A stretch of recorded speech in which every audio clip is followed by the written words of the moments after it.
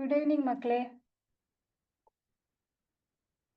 ಎಲ್ರೂ ಪಾಠವನ್ನ ಮುಂದುವರ್ಸೋದಿಕ್ಕೆ ನನ್ನ ಜೊತೆಗೆ ಎಲ್ರೂ ಸಂಕಲ್ಪದ ಜೊತೆಗೆ ಎಲ್ರೂ ಪಾಠವನ್ನ ಮುಂದುವರ್ಸೋದಿಕ್ಕೆ ತಯಾರಾಗಿದ್ದೀರಾ? ಓಕೆ. ನಿನ್ನೆ ನಾವು ರಾಸಾಯನಿಕ ಕ್ರಿಯೆಗಳು ಅಂದ್ರೆ ಏನು, ನಾವು ಯಾವ ಒಂದು ಕ್ರಿಯೆಗಳನ್ನ ರಾಸಾಯನಿಕ ಕ್ರಿಯೆಗಳು ಅಂತ ಕರಿಬಹುದು, ಆಮೇಲೆ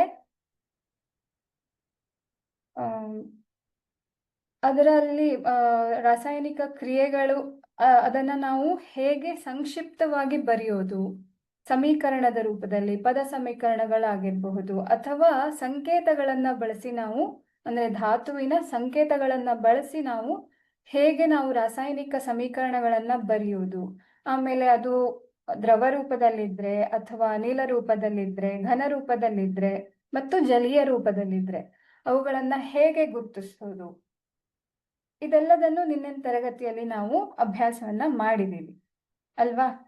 ನಾವು ಅದನ್ನ ಒಂದು ಸ್ವಲ್ಪ ನೆನಪು ಮಾಡಿಕೊಳ್ತಾ ಇವತ್ತಿನ ಪಾಠವನ್ನ ಅಭ್ಯಾಸ ಮಾಡೋಣ. ಮೊದಲನೇದಾಗಿ ರಾಸಾಯನಿಕ ಸಮೀಕರಣವನ್ನ ಸರಿದೂಗಿಸೋದನ್ನ ಒಂದು ಸಲ ಕ್ವಿಕ್ ಆಗಿ ನಾವು ನೆನಪಿಸ್ಕೊಳ್ಳೋಣ. ಹೇಗೆ ಮಾಡೋದು, ರಾಸಾಯನಿಕ ಸಮೀಕರಣವನ್ನ ಹೇಗೆ ಸರಿದೂಗಿಸೋದು? ಮೊದಲಿಗೆ ನಾವು ಪ್ರತಿವರ್ತಕದ ಭಾಗದಲ್ಲಿ ಮತ್ತೆ ಉತ್ಪನ್ನದ ಭಾಗದಲ್ಲಿ ನಾವು ಅಣುಗಳನ್ನ ಅಥವಾ ಸಂಯುಕ್ತಗಳನ್ನ ನೋಡ್ತೀವಿ ಅಲ್ವಾ? ಹೇಗಿರತ್ತೆ, ಒಂದು ರಾಸಾಯನಿಕ ಸಮೀಕರಣವನ್ನ ಬರೆದು ನಾನು ಇಲ್ಲಿ ತೋರಿಸ್ತೀನಿ. ಹೇಗೆ ನಾವು ರಾಸಾಯನಿಕ ಸಮೀಕರಣವನ್ನ ಸರಿದೂಗಿಸೋದು ಅನ್ನೋದನ್ನ ಒಂದು ಉದಾಹರಣೆಯನ್ನ ತಗೊಂಡು ನೆನಪಿಸ್ಕೊಳ್ಳೋಣ. ಸೊ ನಮ್ಮ ಹತ್ರ ಇಲ್ಲೊಂದು ಸಮೀಕರಣ ಇದೆ. ಹೇಗೆ NaOH. ಎಣ್ಣೆ ಅಂದ್ರೆ ಏನು ನೆನಪಿದ್ಯಾ? ನಾನು ನಿನ್ನೆ ನಿಮ್ಗೆ ಒಂದಿಷ್ಟು ಧಾತುಗಳ ಸಂಕೇತಗಳನ್ನ ನಾವು ನೆನ್ಪಿಟ್ಕೋಬೇಕು, ಧಾತುಗಳನ್ನ ನಾವು ಹೇಗೆ ಗುರುತಿಸ್ತೀವಿ ಅನ್ನೋದನ್ನ ನೆನ್ಪಿಟ್ಕೊಳ್ಬೇಕು ಅಂತ ಹೇಳಿದ್ದೆ ಅಲ್ವಾ? ಅದರಲ್ಲಿ ತುಂಬಾನೇ ಅಂದ್ರೆ ನಾವು ಸಾಮಾನ್ಯವಾಗಿ ರಸಾಯನಶಾಸ್ತ್ರದಲ್ಲಿ ನಾವು ತುಂಬಾ ಬಳಸುವಂತಹ ಕೆಲವೊಂದು ಧಾತುಗಳು ಅಂದ್ರೆ ಅದು ಕಾರ್ಬನ್, ಆಮೇಲೆ ಆಕ್ಸಿಜನ್, ಹೈಡ್ರೋಜನ್, ಇದನ್ನಂತೂ ತುಂಬಾ ಬಳಸ್ತೀವಿ. ಹಾಗಾಗಿ ಇದು ಪದೇ ಪದೇ ನಮ್ಗೆ ಸಮೀಕರಣದಲ್ಲಿ ಅಥವಾ ನಮ್ಮ ಪಾಠದ ಮಧ್ಯದಲ್ಲಿ ನಮ್ಗೆ ಇದನ್ನ ನಾವು ನೋಡೋದಿಕ್ ಸಿಗತ್ತೆ. ಹಾಗಾಗಿ ಇದರ ಸಂಕೇತಗಳನ್ನೆಲ್ಲ ನಾವು ನೆನ್ಪಿಟ್ಕೊಳ್ಳೋದು ಕೂಡ ತುಂಬಾ ಇಂಪಾರ್ಟೆಂಟ್ ಇರತ್ತೆ, ತುಂಬಾ ಮುಖ್ಯವಾಗಿರತ್ತೆ. ಹಾಗಾಗಿ ಕೆಲವೊಂದಿಷ್ಟನ್ನಾದ್ರೂ ನಾವು ನೆನಪಲ್ಲಿ ಇಟ್ಕೊಳ್ಳೇಬೇಕು, ಕಡ್ಡಾಯವಾಗಿ ನೆನಪಲ್ಲಿ ಇಟ್ಕೊಳ್ಬೇಕು.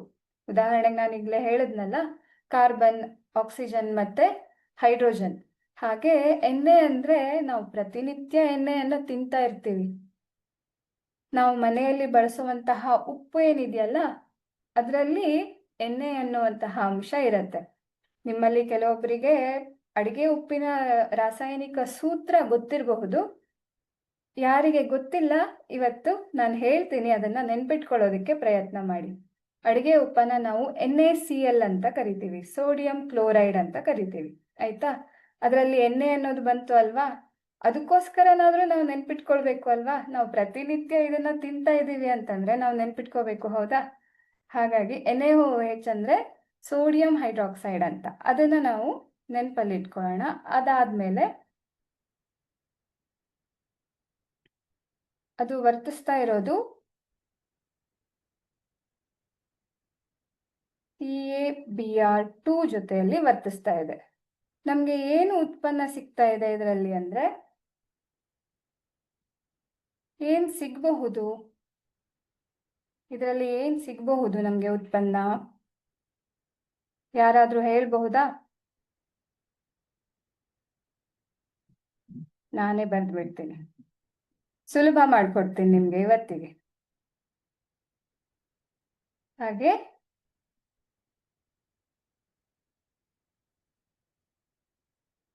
ಇದು ನಮ್ಗೆ ದೊರೆಯುವಂತಹ ಒಂದು ಸಮೀಕರಣ. ಇದು ಯಾವ ಥರ ಸಮೀಕರಣ ಏನು ಅನ್ನೋದನ್ನ ನಾವು ಇವತ್ತಿನ ತರಗತಿಯಲ್ಲಿ ಅಭ್ಯಾಸ ಮಾಡುವವರಿದ್ದೀವಿ. ಆದ್ರೆ ಸದ್ಯಕ್ಕೆ ನಮ್ಮ ಗಮನ ಏನಿದ್ರು ಈ ಒಂದು ಸಮೀಕರಣವನ್ನ ಸರಿದೂಗಿಸೋದ್ರ ಬಗ್ಗೆ. ನಾವು ನಿನ್ನೆ ಇದನ್ನೆಲ್ಲ ಕಲ್ತಿದ್ದೀವಿ ಅಲ್ವಾ? ಹಾಗಾಗಿ ಒಂದು ಸಲ ನಾವು ಇದನ್ನ ನೆನಪಿಸ್ಕೊಂಡು ಇವತ್ತಿನ ಪಾಠಕ್ಕೆ ಮುಂದುವರಿಯೋಣ. ಇದರಲ್ಲಿ ಮೊದಲನೇದಾಗಿ ಪ್ರತಿವರ್ತಕದ ಭಾಗದಲ್ಲಿ ನಾವು ನೋಡಿದ್ರೆ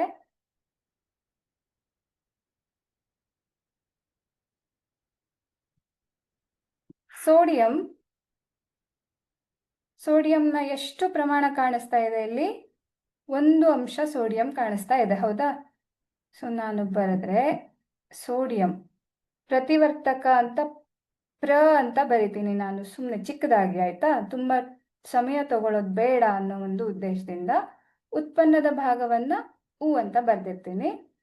ಸೊ ಪ್ರತಿವರ್ತಕದ ಭಾಗದಲ್ಲಿ ಸೋಡಿಯಂ ಎಷ್ಟಿದೆ? 1 ಅಂಶ ಸೋಡಿಯಂ ಇದೆ. ಈ ಕಡೆ ಉತ್ಪನ್ನದ ಭಾಗಕ್ಕೆ ಬಂದರೂ ಕೂಡ 1 ಅಂಶ ಕಾಣಿಸ್ತಾ ಇದೆ. ಆಮೇಲೆ ಆಕ್ಸಿಜನ್ ಪ್ರತಿವರ್ತಕದ ಭಾಗದಲ್ಲಿ ಎಷ್ಟಿದೆ? 1 ಇದೆ. ಈ ಕಡೆ ಉತ್ಪನ್ನದ ಭಾಗಕ್ಕೆ ಬಂದ್ರೆ ಇಲ್ಲಿ ನೀವು ನೋಡಬಹುದು ಓ ಮತ್ತೆ ಹೆಚ್ಚಿಗೆ ನಾನು ಬ್ರಾಕೆಟ್ ಅನ್ನ ಹಾಕಿ ಕೆಳಗಡೆ 2 ಅಂತ ಬರೆದಿದ್ದೀನಿ. ನಿನ್ನೆ ನಾನು ಉದಾಹರಣೆ ಹೇಳುವಾಗ ನಿಮಗೆ ಕೆಳಗಡೆ ಬರೆದಿರುವಂತಹ ನಂಬರ್ ಏನು, ಒಂದು ಕೆಳಗಡೆ ಯಾವುದಾದ್ರೂ ಒಂದು ಧಾತುವಿನ ಕೆಳಗಡೆಗೆ ನಂಬರನ್ನು ಬರೆದಿದ್ರೆ ಆ ಒಂದು ಧಾತು ಅಷ್ಟು ಪ್ರಮಾಣದಲ್ಲಿದೆ ಅನ್ನೋದನ್ನ ತಿಳಿಸತ್ತೆ ಅನ್ನೋದನ್ನ ಹೇಳಿದ್ದೆ ಅಲ್ವಾ? ಆದರೆ ಇಲ್ಲಿ ಓ ಮತ್ತೆ ಹೆಚ್ ಎರಡಕ್ಕೂ ನಾನು ಬ್ರಾಕೆಟ್ ಅನ್ನ ಹಾಕಿ 2 ಅಂತ ಬರೆದಿದ್ದೀನಿ. ಅಂದ್ರೆ ಅರ್ಥ ಈ ಆಕ್ಸಿಜನ್ ಕೂಡ ಮತ್ತೆ ಹೈಡ್ರೋಜನ್ ಕೂಡ 2 ಪ್ರಮಾಣದಲ್ಲಿ ಇದೆ ಅನ್ನೋದು. ಸೊ ನಾವಿಲ್ಲಿ ಉತ್ಪನ್ನದ ಭಾಗಕ್ಕೆ ಬಂದ್ರೆ ಆಕ್ಸಿಜನ್ 2 ಪ್ರಮಾಣದಲ್ಲಿದೆ. ಗೊತ್ತಾಗ್ತಾ ಇದೆಯಾ? ಈ ಆಕ್ಸಿಜನ್ ಅನ್ನ ನಾವು ಇಲ್ಲಿ ಕೆಳಗಡೆ 2 ಅಂತ ಸೂಚಿಸಿರೋದ್ರಿಂದ ಅದು ಸಹ 2 ಪ್ರಮಾಣದಲ್ಲಿದೆ ಅನ್ನೋದು ನಮಗೆ ಅರ್ಥ ಆಗತ್ತೆ. ಆಮೇಲೆ ಹೈಡ್ರೋಜನ್ ಎಷ್ಟಿದೆ? ಪ್ರತಿವರ್ತಕದ ಭಾಗದಲ್ಲಿ 1 ಇದೆ. ಉತ್ಪನ್ನಕ್ಕೆ ಬಂದ್ರೆ 2 ಅಲ್ವಾ ಮಕ್ಕಳೇ? ಯಾಕಂದ್ರೆ ಇಲ್ಲಿ ಬ್ರಾಕೆಟ್ನ ಕೆಳಗಡೆ 2 ಅಂತ ಬರ್ದಿದೆ ಅಲ್ವಾ? ಹಾಗಾಗಿ ಉತ್ಪನ್ನದ ಭಾಗದಲ್ಲಿ ಹೈಡ್ರೋಜನ್ 2 ಪ್ರಮಾಣದಲ್ಲಿ ಇದೆ. ಆಮೇಲೆ CA ಅಂದ್ರೆ ಇದು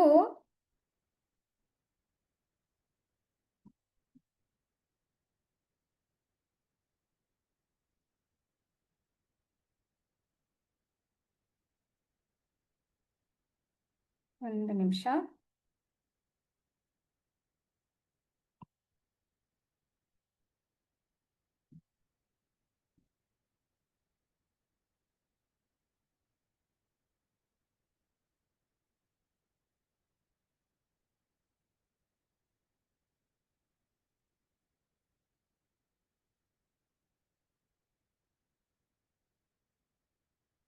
ಕ್ಯಾಲ್ಸಿಯಂ ಅನ್ನೋದು ಸಹ ಇಲ್ಲಿ ಪ್ರತಿವರ್ತಕದ ಭಾಗದಲ್ಲಿ ಎಷ್ಟಿದೆ?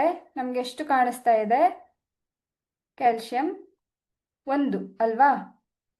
ಕಾಣಿಸ್ತಾ ಇದೆಯಾ ನಿಮ್ಗೆ? ಸಮೀಕರಣ ಕಾಣಿಸ್ತಾ ಇದೆ ಅಲ್ವಾ ಚಿತ್ರದಲ್ಲಿ? ಸೊ ಇಲ್ಲಿ ಪ್ರತಿವರ್ತಕದ ಭಾಗದಲ್ಲಿ ಕ್ಯಾಲ್ಸಿಯಂ 1 ಇದೆ. ಹಾಗೆ ಉತ್ಪನ್ನದ ಭಾಗದಲ್ಲಿ ಕ್ಯಾಲ್ಸಿಯಂನ ಕೆಳಗಡೆಗೆ ಅಥವಾ ಹಿಂದ್ಗಡೆಗೆ ಏನೂ ನಂಬರ್ ಇಲ್ಲ, ಹೌದಾ? ಹಾಗಾಗಿ ಕ್ಯಾಲ್ಸಿಯಂ ಇದು 1 ಇದೆ. ಉತ್ಪನ್ನದ ಭಾಗದಲ್ಲೂ ಕೂಡ ಸಮೀಕರಣ ಸರಿದೂಗಿಲ್ಲ ಅಲ್ವಾ? ನಿಮ್ಗೆ ಇದು ಕ್ಲಿಯರ್ ಆಗಿ ಕಾಣಿಸ್ತಾ ಇದೆ. ಕೆಲವೊಂದು ಪ್ರತಿವರ್ತಕದಲ್ಲಿ 1 ಇದೆ, ಈ ಕಡೆ 2 ಇದೆ. ನಾನು ನಿನ್ನೆ ಹೇಳಿದ ಹಾಗೆ ಜಾಸ್ತಿ ಪ್ರಮಾಣದಲ್ಲಿರುವಂತಹ, ಜಾಸ್ತಿ ಅಂಶ ಇರುವಂತಹ ಧಾತುವಿನಿಂದ ಅಥವಾ ಸಂಯುಕ್ತದಿಂದ ನಾವು ಮೊದಲಿಗೆ ಶುರು ಮಾಡಬೇಕು. ಹಾಗೆ ನೋಡೋದಾದ್ರೆ ಇಲ್ಲಿ ಆಕ್ಸಿಜನ್ ಜಾಸ್ತಿ ಇದೆ, ಕಾಣಿಸ್ತಾ ಇದೆಯಾ? ಆಕ್ಸಿಜನ್ ಮಾತ್ರ 2 ಅಂತ ಇದೆ, ಹೈಡ್ರೋಜನ್ ಕೂಡ 2 ಇದೆ. ಹಾಗಾಗಿ ನಾವು ಫಸ್ಟ್ ಆಮ್ಲಜನಕದಿಂದ ಸ್ಟಾರ್ಟ್ ಮಾಡಿದ್ರೆ ಇಲ್ಲಿ 2 ಇದೆ ಅಂತ ಅಂದ್ರೆ ನಾವು ಇಲ್ಲೂ ಪ್ರತಿವರ್ತಕದ ಭಾಗದಲ್ಲೂ ಆಕ್ಸಿಜನ್ನ ಪ್ರಮಾಣವನ್ನ 2 ಮಾಡಬೇಕಾಯ್ತು. ಇದಕ್ಕೆ 2ರಿಂದ ಗುಣಾಕಾರ ಮಾಡಬೇಕು, ಹೌದಾ? ಆದ್ರೆ ಇದು ಇಲ್ಲಿ ಮಧ್ಯದಲ್ಲಿ ಸಿಕ್ಕಾಕೋಬಿಟ್ಟಿದೆ. ಆಕ್ಸಿಜನ್ ಏನಿದೆಯಲ್ಲ ಇದು ಮಧ್ಯದಲ್ಲಿ ಸಿಕ್ಕಾಕೋಬಿಟ್ಟಿದೆ. ಅದಕ್ಕೆ 1ಕ್ಕೆ ಗುಣಾಕಾರ ಮಾಡೋದಕ್ಕೆ ನಮ್ಗೆ ಸಾಧ್ಯ ಆಗಲ್ಲ. ಹಾಗಾಗಿ ನಾವೇನ್ ಮಾಡಬಹುದು, ಈ ಒಂದು ಏನು ನಮ್ಮ ಹತ್ರ ಒಂದು ಸಂಯುಕ್ತ ಇದೆಯಲ್ಲ, ಈ ಇಡೀ ಸಂಯುಕ್ತವನ್ನ ನಾವು 2ರಿಂದ ಗುಣಾಕಾರ ಮಾಡ್ತೀವಿ. ಆಗ ಪ್ರತಿಯೊಂದಕ್ಕೂ ಗುಣಾಕಾರ ಆಯ್ತು, ಹೌದಾ? ಅಲ್ಲಿಗೆ ಪ್ರತಿವರ್ತಕದ ಭಾಗದಲ್ಲಿ ಸೋಡಿಯಂ ಕೂಡ 2 ಆಯ್ತು, ಆಕ್ಸಿಜನ್ 2 ಆಯ್ತು, ಹೈಡ್ರೋಜನ್ ಕೂಡ 2 ಆಯ್ತು, ಹೌದಾ?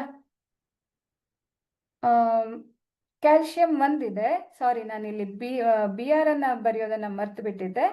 ಇಲ್ಲಿ ಬರಿತೀನಿ ನೋಡಿ. Br ಪ್ರತಿವರ್ತಕದ ಭಾಗದಲ್ಲಿ ಬ್ರೋಮಿನ್, Br ಅಂದ್ರೆ, Ca ಅಂದ್ರೆ ಕ್ಯಾಲ್ಸಿಯಂ, ಪ್ರತಿವರ್ತಕದ ಭಾಗದಲ್ಲಿ 2 ಇದೆ.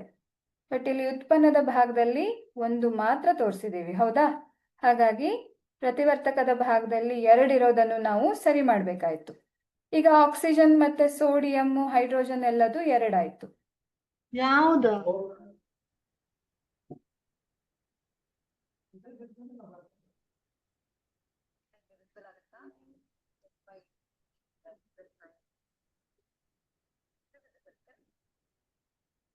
ಕಾಣಿಸ್ತಾ ಇದೆಯಾ?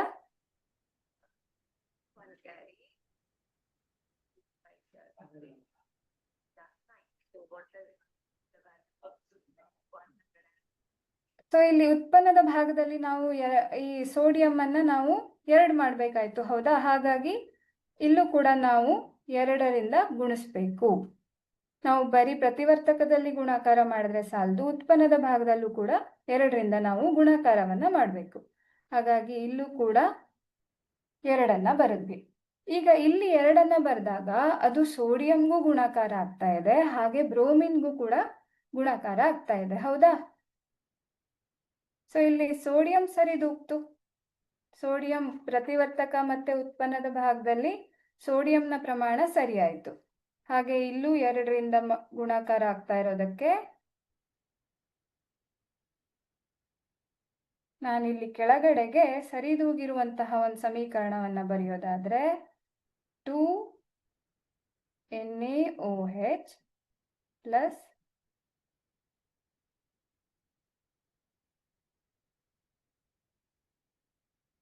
ಕಾಣಿಸ್ತಾ ಇದೆಯಾ ಎಲ್ಲರಿಗೂ ಚಿತ್ರದಲ್ಲಿ ನಾನು ಬರಿತಾ ಇರೋದು?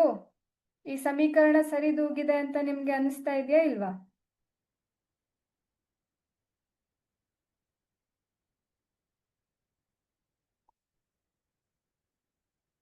ಹೌದಾ? ನಾವು ಈ ರೀತಿಯಾಗಿ ಸಮೀಕರಣವನ್ನ ಸರಿದೂಗಿಸ್ತೀವಿ. ಪ್ರತಿಯೊಂದು ಅಂಶವನ್ನು ನಾವು ಗಮನಕ್ಕೆ ತಗೊಂಡು ಅದರ ಸಂಖ್ಯೆಗಳು ಎಷ್ಟು ಪ್ರಮಾಣದಲ್ಲಿದೆ ಪ್ರತಿವರ್ತಕ ಭಾಗದಲ್ಲಿ ಮತ್ತೆ ಉತ್ಪನ್ನದ ಭಾಗದಲ್ಲಿ ಅನ್ನೋದನ್ನ ನೋಡಿಕೊಂಡು ನಾವು ಸಮೀಕರಣವನ್ನ ಸರಿದೂಗಿಸ್ಬೇಕು. ಹಾಗೇನೆ ನಿನ್ನೆ ನಾವು ಯಾವುದನ್ನ ನಾವು ರಾಸಾಯನಿಕ ಕ್ರಿಯೆ ಅಂತ ಕರಿಬಹುದು ಅನ್ನೋದನ್ನೆಲ್ಲದನ್ನು ನಾವು ತಿಳ್ಕೊಂಡಿದೀವಿ. ಸ್ಥಿತಿಯಲ್ಲಿ ಬದಲಾವಣೆ ಆದ್ರೆ ಅಥವಾ ಅದರ ಬಣ್ಣ ಬದಲಾವಣೆ ಆದ್ರೆ ಹೀಗೆ ಕೆಲವೊಂದು ಅಂಶಗಳನ್ನ ನಾವು ಗಮನದಲ್ಲಿಟ್ಕೊಂಡು ರಾಸಾಯನಿಕ ಕ್ರಿಯೆ ನಡೆದಿದೆ ಅನ್ನುವಂತಹ ಒಂದು ತೀರ್ಮಾನಕ್ಕೆ ಬರಬಹುದು. ಇದನ್ನೆಲ್ಲ ನಾವು ನಿನ್ನೆ ಅಭ್ಯಾಸ ಮಾಡಿದ್ವಿ. ಆದ್ರೆ ಈ ರಾಸಾಯನಿಕ ಕ್ರಿಯೆಯಲ್ಲೂ ಕೂಡ ವಿಧಗಳಿದೆ. ನಾವು ಅದ್ರ ಬಗ್ಗೆ ಇನ್ನೂ ಏನು ತಿಳ್ಕೊಂಡೇ ಆಗಿಲ್ಲ ಅಲ್ವಾ? ಇವತ್ತಿನ ತರಗತಿಯಲ್ಲಿ ನಾವು ರಾಸಾಯನಿಕ ಕ್ರಿಯೆಯಲ್ಲಿ ಯಾವುದೆಲ್ಲ ವಿಧ ಇದೆ, ನಾವು ಯಾವ ಅಂದ್ರೆ ಆ ವಿಧವನ್ನ ನಾವು ಹೇಗೆ ಗಮನಿಸೋದು, ಗುರುತಿಸೋದು ಹೇಗೆ ಅದನ್ನ ಅರ್ಥ ಮಾಡ್ಕೊಳ್ಳೋದು ಅನ್ನೋದನ್ನ ನಾವು ಇವತ್ತಿನ ತರಗತಿಯಲ್ಲಿ ಅಭ್ಯಾಸ ಮಾಡೋಣ.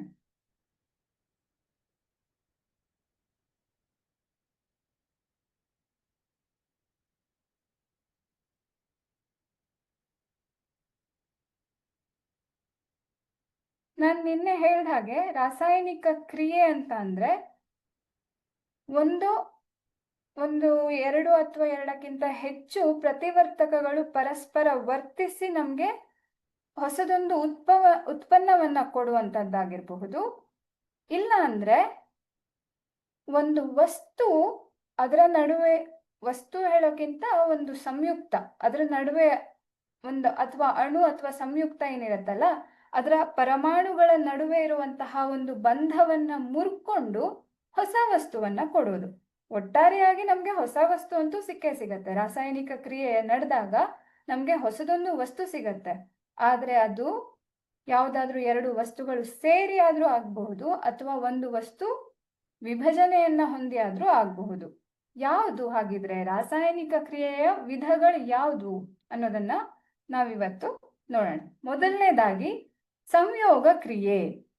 ಸಂಯೋಗ ಅಂದ್ರೆ ಏನು? ಶಬ್ದದ ಅರ್ಥ ಸಂಯೋಗ ಅಂದ್ರೆ ಕೂಡೋದು ಅಂತ ಅರ್ಥ. ಇಲ್ಲಿ ಏನಾಗತ್ತೆ, ಪ್ರತಿವರ್ತಕಗಳು ಪರಸ್ಪರ ಒಂದ್ರ ಜೊತೆಗೆ ಒಂದು ಬೆರೆತು ನಮ್ಗೆ ಹೊಸದೊಂದು ಉತ್ಪನ್ನ ಸಿಗತ್ತೆ. ಅಂತಹ ಒಂದು ಕ್ರಿಯೆಯನ್ನ ನಾವು ಸಂಯೋಗ ಕ್ರಿಯೆ ಅಂತ ಕರಿತೀವಿ. ಅದಕ್ಕೆ ಒಂದು ಪ್ರಯೋಗದ ಮೂಲಕ ನಾವು ಇದನ್ನ ಅರ್ಥ ಮಾಡ್ಕೊಳ್ಳೋದಾದ್ರೆ ನಿಮ್ಗೆ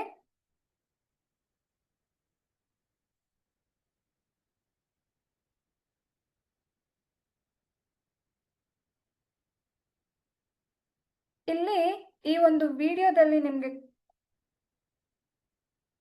ಕಾಣಿಸುತ್ತೆ ಇಲ್ಲಿ ಒಂದು ಪ್ರಯೋಗ ಆಗ್ತಾ ಇರೋದನ್ನ ನಾನು ತೋರಿಸ್ತಾ ಇದ್ದೀನಿ ನೋಡಿ. ಸರಿಯಾಗಿ ಗಮನಿಸಿ, ನಾನು ಅದರ ವಿವರಣೆಯನ್ನ ಹೇಳೋದನ್ನ ಕೇಳಿಸ್ಕೊಂಡು ಅರ್ಥ ಮಾಡ್ಕೊಳ್ಳೋದಿಕ್ಕೆ ಪ್ರಯತ್ನ ಮಾಡಿ. ಮೊದಲನೇದಾಗಿ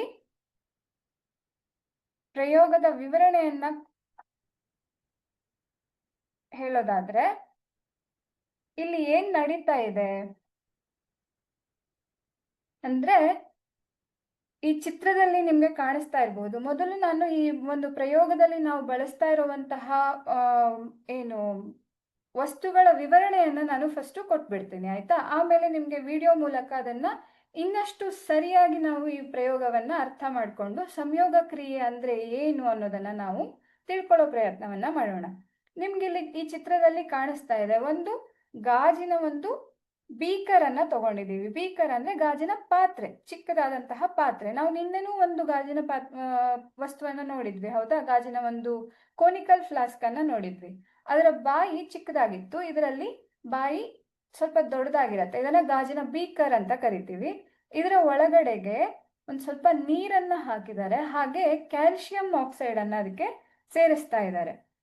ಅದೆರಡನ್ನು ಸೇರಿಸಿದಾಗ ನಮಗೆ ಅದೆರಡು ಪರಸ್ಪರ ಒಂದ್ರ ಜೊತೆಗೆ ಒಂದು ವರ್ತಿಸಿ ನಮಗೆ ಒಂದು ಉತ್ಪನ್ನವನ್ನ ಕೊಡತ್ತೆ. ಹಾಗೆ ಆ ಉತ್ಪನ್ನ ಉಂಟಾಗಿದೆ ಅನ್ನೋದಕ್ಕೆ ನಾವು ಅದನ್ನ ಫೀಲ್ ಮಾಡಿ ನೋಡಬಹುದು. ಅದು ಹೇಗೆ ಅನ್ನೋದನ್ನ ನಾವು ಈ ಪ್ರಯೋಗದ ಮೂಲಕ ಇನ್ನೂ ಸರಿಯಾಗಿ ಅರ್ಥ ಮಾಡ್ಕೊಳ್ಳುವಂತಹ ಪ್ರಯತ್ನವನ್ನ ಮಾಡೋಣ.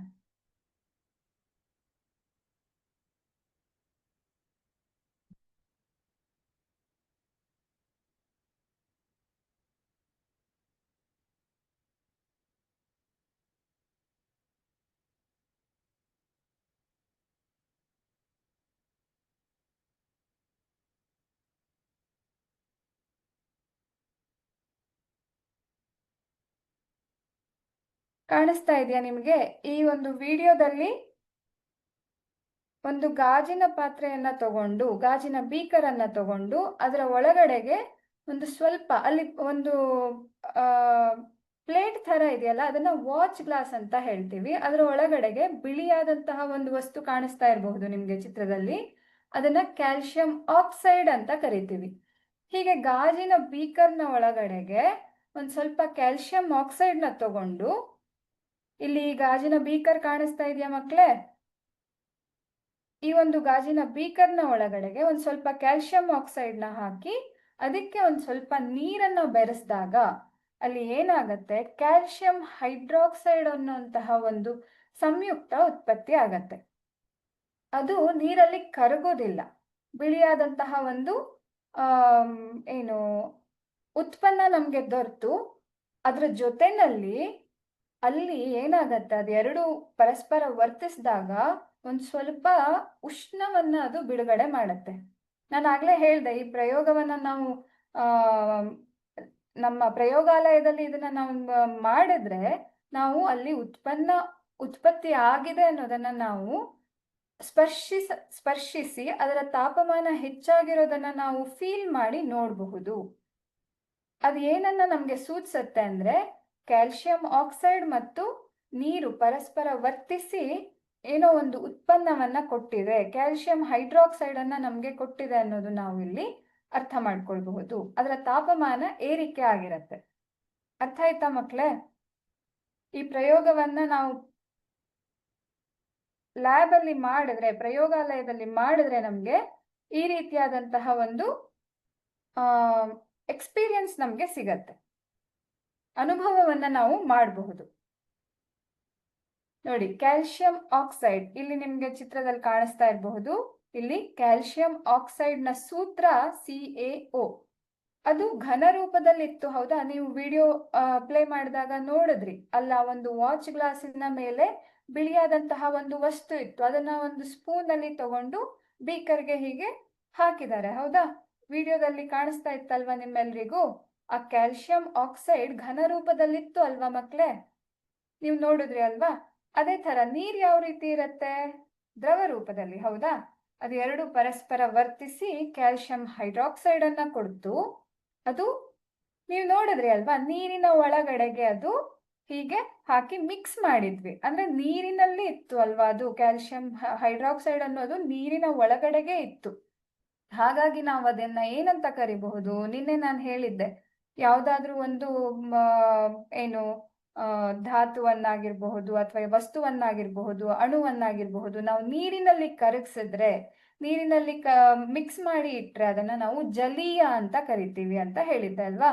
ಹಾಗಾಗಿ ಕ್ಯಾಲ್ಸಿಯಂ ಹೈಡ್ರಾಕ್ಸೈಡ್ ಏನು ಉಂಟಾಯ್ತಲ್ಲ, ಅದು ನೀರಿನಲ್ಲಿ ಇರೋದಕ್ಕೆ ನಾವು ಅದನ್ನ ಇಲ್ಲಿ ಬ್ರಾಕೆಟ್ ಅಲ್ಲಿ ಏಕ್ವಿಯಸ್ ಹೇಳಿದ್ದೆ ಅಲ್ವಾ, ಏಕ್ವಿಯಸ್ ಅಂತ ನಾವು ತೋರಿಸ್ತೀವಿ. ಅದು ನೀರಿನ ಜೊತೆಗೆ ಇರೋದಕ್ಕೆ ಕ್ಯಾಲ್ಸಿಯಂ ಹೈಡ್ರಾಕ್ಸೈಡ್ ಅನ್ನ ನಾವು ಏಕ್ವಿಯಸ್ ಅಂತ ತೋರಿಸ್ತೀವಿ. ಅದೇ ಥರದಲ್ಲಿ ಅಲ್ಲಿ ಸ್ವಲ್ಪ ಪ್ರಮಾಣದ ಉಷ್ಣ ಉತ್ಪತ್ತಿ ಆಯಿತು. ನಾವು ಅದನ್ನ ಫೀಲ್ ಮಾಡಿ ನೋಡಬಹುದು ಅಂತ ಹೇಳ್ದೆ. ಆ ಗಾಜಿನ ಬೀಕರ್ ಏನಿದೆಯಲ್ಲ, ಬಿಸಿ ಆಗಿರುತ್ತೆ. ಹಾಗಾಗಿ ನಾವು ಅದನ್ನ ಮುಟ್ಟಿದಾಗ ಅಲ್ಲಿ ಬಿಸಿಯಾದಂತಹ ಗಾಜಿನ ಬೀಕರ್ ನಮಗೆ ಸ್ಪರ್ಶ ಮಾಡಿದಾಗ ನಮಗೆ ಅದು ಗೊತ್ತಾಗತ್ತೆ, ಅಲ್ಲಿ ಉಷ್ಣಾಂಶ ಬಿಡುಗಡೆ ಆಗಿದೆ ಅನ್ನೋದು. ಅರ್ಥ ಆಯ್ತಾ? ಹಾಗಿದ್ರೆ ಈ ಸಂಯೋಗ ಕ್ರಿಯೆಯನ್ನ ನಾವು ವಾಕ್ಯದ ರೂಪದಲ್ಲಿ ಬರಿಬೇಕು ಅಂತ ಆದ್ರೆ ಹೇಗೆ ಬರೆಯೋದು? ನೀವಿಲ್ಲಿ ನೋಡ್ತಾ ಇರಬಹುದು, ಎರಡು ಅಥವಾ ಹೆಚ್ಚಿನ ಪ್ರತಿಕ್ರಿಯಾಕಾರಿಗಳಿಂದ, ಪ್ರತಿಕ್ರಿಯಾಕಾರಿಗಳು ಅಂದ್ರೆ ಪ್ರತಿವರ್ತಕಗಳು, ರಿಯಾಕ್ಟಂಟ್ಸ್, ಯಾವ ಎರಡು ಅಥವಾ ಎರಡಕ್ಕಿಂತ ಹೆಚ್ಚು ವಸ್ತುಗಳು ಪರಸ್ಪರ ವರ್ತಿಸತ್ತಲ್ಲ, ಅದನ್ನ ಪ್ರತಿಕ್ರಿಯಾಕಾರಿಗಳು ಅಂತ ಕರಿತೀವಿ. ಅವು ವರ್ತಿಸಿ ಒಂದು ಉತ್ಪನ್ನವನ್ನ, ಅಂದ್ರೆ ಅದು ಪರಸ್ಪರ ಸೇರ್ಬೇಕು. ಅರ್ಥ ಆಗ್ತಾ ಇದೆಯಾ? ಅದು ಪರಸ್ಪರ ಸೇರಿ ನಮಗೆ ಒಂದು ಉತ್ಪನ್ನವನ್ನ ಕೊಟ್ರೆ ಅಂತಹ ಕ್ರಿಯೆಯನ್ನ ನಾವು ಸಂಯೋಗ ಕ್ರಿಯೆ ಅಂತ ಕರಿತೀವಿ. ಅದಕ್ಕೆ ನಾವು ತುಂಬಾನೇ ಒಂದು ನಮ್ಗೆ ನಮ್ಮ ದಿನನಿತ್ಯದ ಜೀವನದಲ್ಲಿ ನಡೆಯುವಂತಹ ಉದಾಹರಣೆ ಅಂದ್ರೆ, ನಾನು ನಿನ್ನೆನೂ ಸಾಕಷ್ಟು ಸಲ ಈ ಉದಾಹರಣೆಯನ್ನ ತಗೊಂಡಿದ್ದೀನಿ. ನಾವು ಮಾಡುವಂತಹ ಅನ್ನ, ಹೌದಾ? ನಾವು ಅಕ್ಕಿಯನ್ನ ಬೆರೆಸ್ತೀವಿ, ನೀರನ್ನ ಬೆರೆಸ್ತೀವಿ, ಎರಡನ್ನು ಬೆರೆಸಿ ಅದಕ್ಕೆ ನಾವು ಉಷ್ಣಾಂಶವನ್ನ ಕೊಟ್ಟಾಗ, ಬೇಯೋದಿಕ್ಕೆ ಇಟ್ಟಾಗ, ಅಕ್ಕಿಯನ್ನ ಮತ್ತೆ ನೀರನ್ನ ಬೆರೆಸಿ ನಾವು ಬೇಯೋದಿಕ್ಕೆ ಇಟ್ಟಾಗ ನಮ್ಗೆ ಏನ್ ಸಿಗತ್ತೆ? ಎರಡು ಪರಸ್ಪರ ವರ್ತಿಸಿ ನಮಗೆ ಅನ್ನ ಆಗಿ ದೊರೆಯುತ್ತೆ, ಹೌದಾ? ಅಥವಾ ಸಾಂಬಾರ್ ಮಾಡೋದಾಗಿರ್ಬಹುದು, ಅದರಲ್ಲೂ ನಾವು ಹಲವಾರು ಪದಾರ್ಥಗಳನ್ನ ಮಿಕ್ಸ್ ಮಾಡ್ತೀವಿ, ಹೌದಾ? ಇದೆಲ್ಲದನ್ನು ಮಿಕ್ಸ್ ಮಾಡಿ ನಾವು ಕಡೆದಾಗಿ ಒಂದು ನಮ್ಗೆ ಸಿಗೋದೇನು? ಸಾಂಬಾರ್, ಹೌದಾ? ಈ ರೀತಿಯಾಗಿ ನಾವು ಸಂಯೋಗ ಕ್ರಿಯೆಯನ್ನ ನಮ್ಮ ದಿನನಿತ್ಯದ ಜೀವನ ಜೊತೆ ಹೋಲಿಕೆ ಮಾಡಿಕೊಂಡಾಗ ನಮಗೆ ಈ ರೀತಿ ನಾವು ಅರ್ಥ ಮಾಡ್ಕೊಳ್ಬಹುದು. ಎರಡು ಅಥವಾ ಹೆಚ್ಚು ವಸ್ತುಗಳು ಪರಸ್ಪರ ವರ್ತಿಸಿ ಒಂದು ಉತ್ಪನ್ನವನ್ನ ಕೊಡುವಂತಹ ಒಂದು ಕ್ರಿಯೆಯನ್ನ ಸಂಯೋಗ ಕ್ರಿಯೆ ಅಂತ ಕರಿತೀವಿ. ಇದು ರಾಸಾಯನಿಕ ಕ್ರಿಯೆಯ ಒಂದು ವಿಧ. ಅರ್ಥ ಆಯ್ತಾ? ಇನ್ನು ರಾಸಾಯನಿಕ ಕ್ರಿಯೆಗೆ ಬೇರೆ ಉದಾಹರಣೆಯನ್ನ ಕೊಡಬೇಕು ಅಂದ್ರೆ, ಹೈಡ್ರೋಜನ್ ಮತ್ತೆ ಆಕ್ಸಿಜನ್ ಪರಸ್ಪರ ವರ್ತಿಸಿ ನಮಗೆ ನೀರನ್ನ ಉತ್ಪನ್ನವಾಗಿ ಕೊಡುವಂತಹ ಕ್ರಿಯೆ ಇರಬಹುದು. ಅಥವಾ ಕಲ್ಲಿದ್ದಲಿನ ದಹನ, ಟ್ರೈನಲ್ಲೆಲ್ಲ ನೀವು ನೋಡ್ತೀರಾ ಅಲ್ವಾ ಕಲ್ಲಿದ್ದಲು, ಆ ಕಲ್ಲಿದ್ದಲು ಆಮ್ಲಜನಕದ ಜೊತೆಗೆ ವರ್ತಿಸಿ ಏನಾಗತ್ತೆ? ಕಾರ್ಬನ್ ಡೈಆಕ್ಸೈಡ್ ಅನ್ನ ಕೊಡತ್ತೆ. ಇದು ಕೂಡ ಸಂಯೋಗ ಕ್ರಿಯೆಗೆ ಒಂದು ಉದಾಹರಣೆ. ಹಲವಾರು ಉದಾಹರಣೆಗಳನ್ನ ನಾವು ನೋಡಬಹುದು. ನಾನಿವಾಗ ಒಂದೆರಡನ್ನ ನಿಮ್ಗೆ ಇಲ್ಲಿ ಹೇಳಿದ್ದೀನಿ, ಹೌದಾ? ನೀವು ನಮ್ಮ ಮುಂದಿನ ಕ್ಲಾಸಿಗೆ ಬರುವಾಗ ನಿಮ್ಗೆ ಪುಸ್ತಕದಲ್ಲಿ ಓದಿದಾಗ ಗೊತ್ತಾಗಿರೋದಾಗಿರ್ಬಹುದು, ಅಥವಾ ನೀವು ಹೆಚ್ಚಿನ ಅಭ್ಯಾಸ ಎಲ್ಲಿಂದಾದ್ರೂ ಬೇರೆ ಯಾವ್ದಾದ್ರು ಬುಕ್ಕನ್ನು ಓದಿದಾಗ ಈ ತರ ಸಂಯೋಗ ಕ್ರಿಯೆ ಅಥವಾ ದಿನನಿತ್ಯದ ಜೀವನದಲ್ಲಿ ಉಂಟಾಗುವಂತಹ ಯಾವ್ದಾದ್ರು ಒಂದು ಸಂಯೋಗ ಕ್ರಿಯೆಗೆ ಉದಾಹರಣೆ ಅಂತ ಅನ್ಸೋದನ್ನ ನೋಟ್ ಮಾಡಿ ನಾಳೆ ನನಗೆ ತಿಳಿಸ್ಬೋದಾ? ಟ್ರೈ ಮಾಡಿ. ಓಕೆ.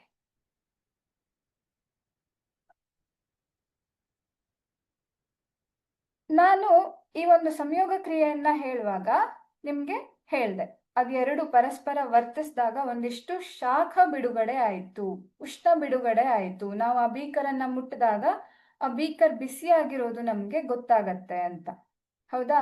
ಅಂದ್ರೆ ಏನಾಯ್ತು ಅಲ್ಲಿ? ಅದು ಎರಡು ಪರಸ್ಪರ ವರ್ತಿಸಿದಾಗ ಶಾಖ ಹೊರಗೆ ಬಂತು, ಹೌದಾ? ಪರಸ್ಪರ ವರ್ತಿಸಿ ಶಾಖವನ್ನ ಅದು ಬಿಟ್ಕೊಟ್ಟಿದೆ.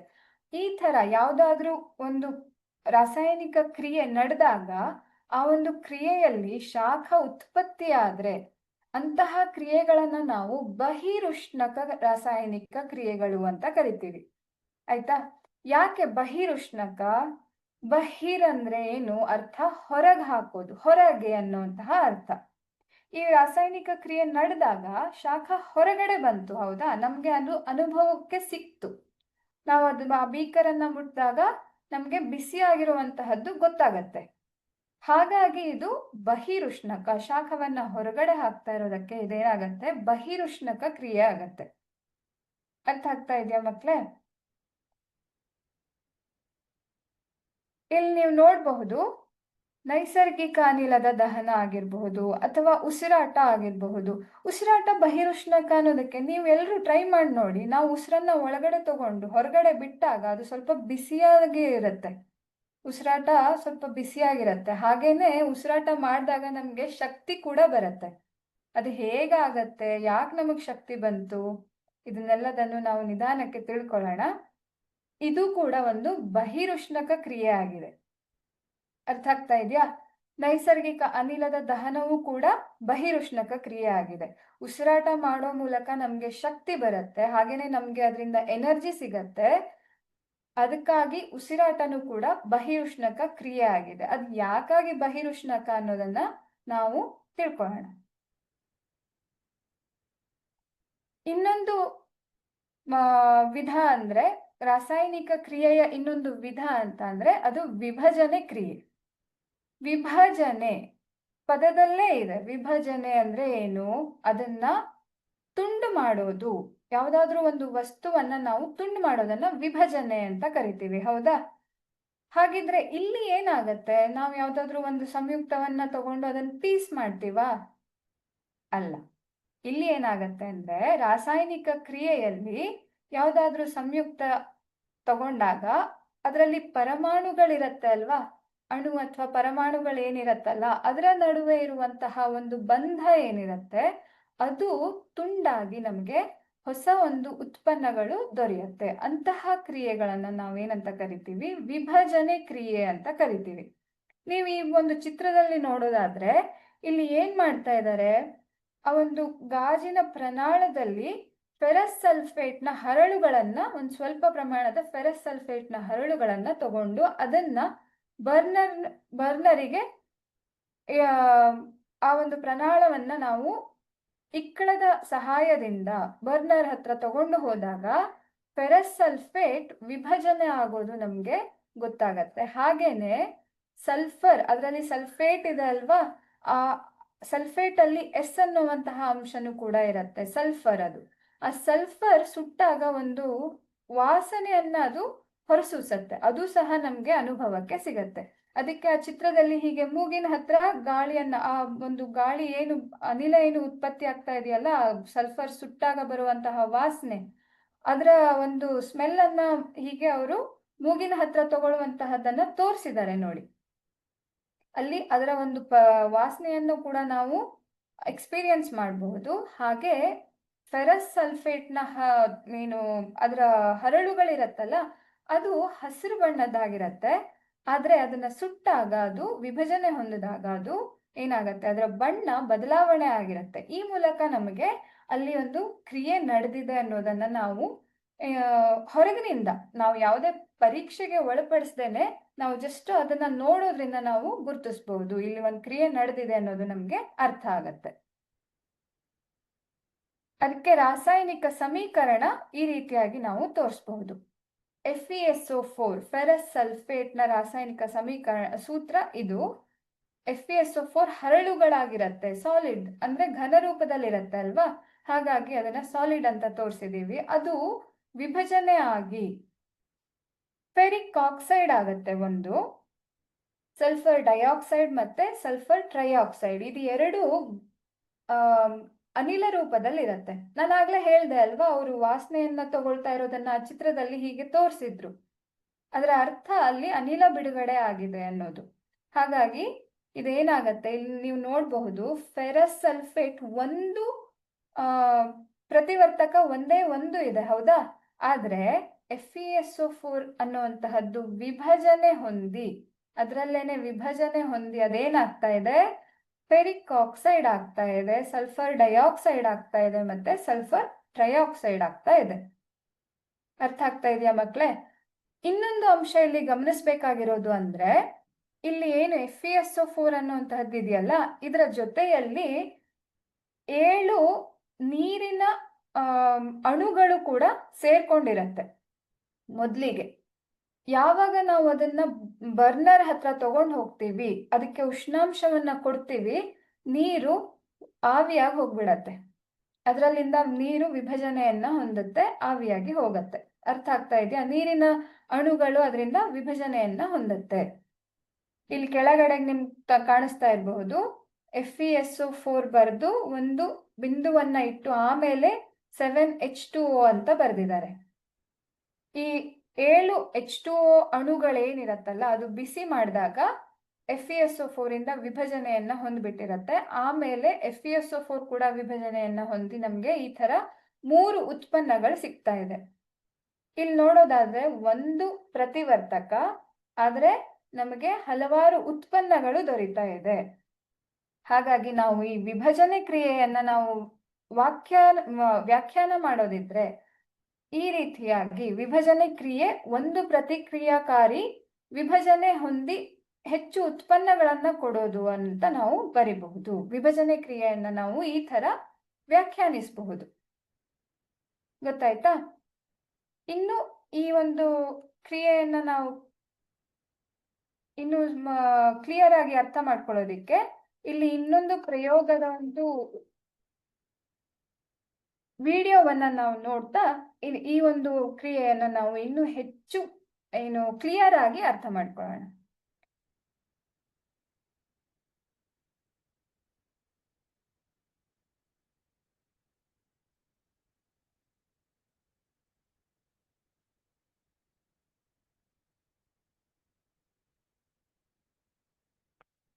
ಸೊ ನಿಮ್ಗೆ ಈ ವಿಡಿಯೋದಲ್ಲಿ ಕಾಣಿಸ್ತಾ ಇರಬಹುದು, ಮತ್ತೆ ಒಂದು ವಾಚ್ ಗ್ಲಾಸ್ ಇಂದ ಬಿಳಿ ಪದಾರ್ಥವೊಂದನ್ನ ಗಾಜಿನ ಪ್ರನಾಳದಲ್ಲಿ ಹಾಕಿ ಅದಕ್ಕೆ ಉಷ್ಣಾಂಶವನ್ನ ಕೊಟ್ಟಾಗ ಅದರ ಬಣ್ಣ ಬದಲಾವಣೆ ಆಯ್ತು. ಆದ್ರೆ ಇಲ್ಲಿ ತಗೊಂಡಿರುವಂತಹದ್ದು ಪ್ರತಿವರ್ತಕ ಏನು? ಲೆಡ್ ನೈಟ್ರೇಟ್, PB ಅಂದ್ರೆ ಲೆಡ್ ನೈಟ್ರೇಟ್ ಅನ್ನ, ಇದು ಒಂದೇ ಒಂದು ಪ್ರತಿವರ್ತಕ ಇದೆ, ಹೌದಾ? ಇದಕ್ಕೆ ನಾವು ಉಷ್ಣಾಂಶವನ್ನ ಕೊಟ್ಟಾಗ ಅದು ವಿಭಜನೆಯನ್ನ ಹೊಂದಿ ಲೆಡ್ ಆಕ್ಸೈಡ್ ಮತ್ತೆ ನೈಟ್ರೋಜನ್ ಡೈಆಕ್ಸೈಡ್ ಆಯ್ತು. ಹಾಗೆ ಆಮ್ಲಜನಕವನ್ನ ಇದು ಉತ್ಪನ್ನವಾಗಿ ನಮ್ಗೆ ಕೊಡ್ತಾ ಇದೆ. ನಿಮ್ಗೆ ಈ ಒಂದು ವಿಡಿಯೋದಲ್ಲಿ ನಾನು ಇನ್ನೊಮ್ಮೆ ಪ್ಲೇ ಮಾಡ್ತೀನಿ, ನೋಡಿ.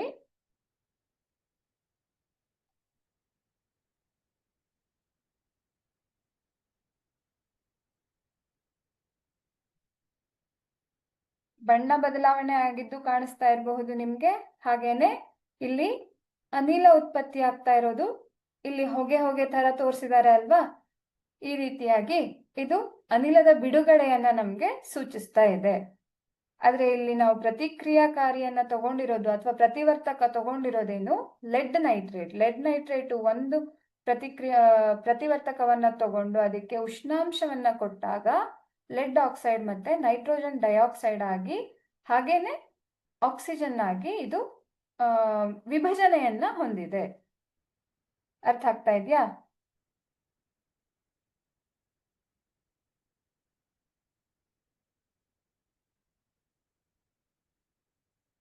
ಓಕೆ. ಈ ರೀತಿಯಾದಂತಹ ನಾವು ರಾಸಾಯನಿಕ ಸಮೀಕರಣವನ್ನ ನಾವು ಈಗ ನೋಡಿರುವಂತಹ ಒಂದು ವಿಡಿಯೋದಲ್ಲಿ ಪ್ರಯೋಗದಲ್ಲಿ ಮಾಡಿರುವಂತಹ ಒಂದು ಕ್ರಿಯೆಯನ್ನ ನಾವು ರಾಸಾಯನಿಕ ಸಮೀಕರಣದ ರೂಪದಲ್ಲಿ ಬರೆಯೋದಾದ್ರೆ ಈ ರೀತಿಯಾಗಿ ಬರಿಬಹುದು.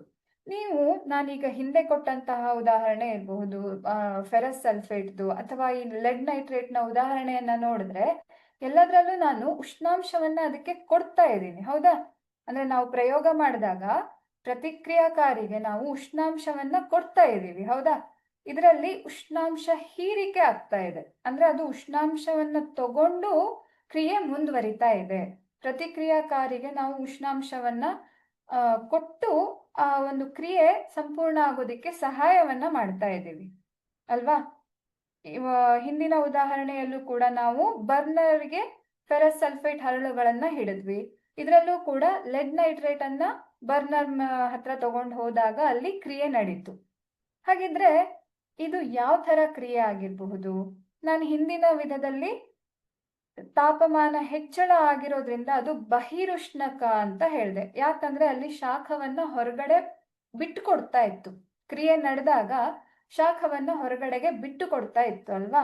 ಆದ್ರೆ ಈ ಕ್ರಿಯೆಯಲ್ಲಿ, ವಿಭಜನೆ ಕ್ರಿಯೆಯಲ್ಲಿ ನಾವು ಇದು ಎಲ್ಲ ಪ್ರತಿ ಒಂದು ಉದಾಹರಣೆಯಲ್ಲೂ ನಾವು ಉಷ್ಣಾಂಶವನ್ನ, ಆ ಕ್ರಿಯೆ ನಡೆಯೋದಿಕ್ಕೆ ನಾವು ಉಷ್ಣಾಂಶವನ್ನ ಕೊಡ್ತಾ ಇದ್ದೀವಿ ಅಲ್ವಾ.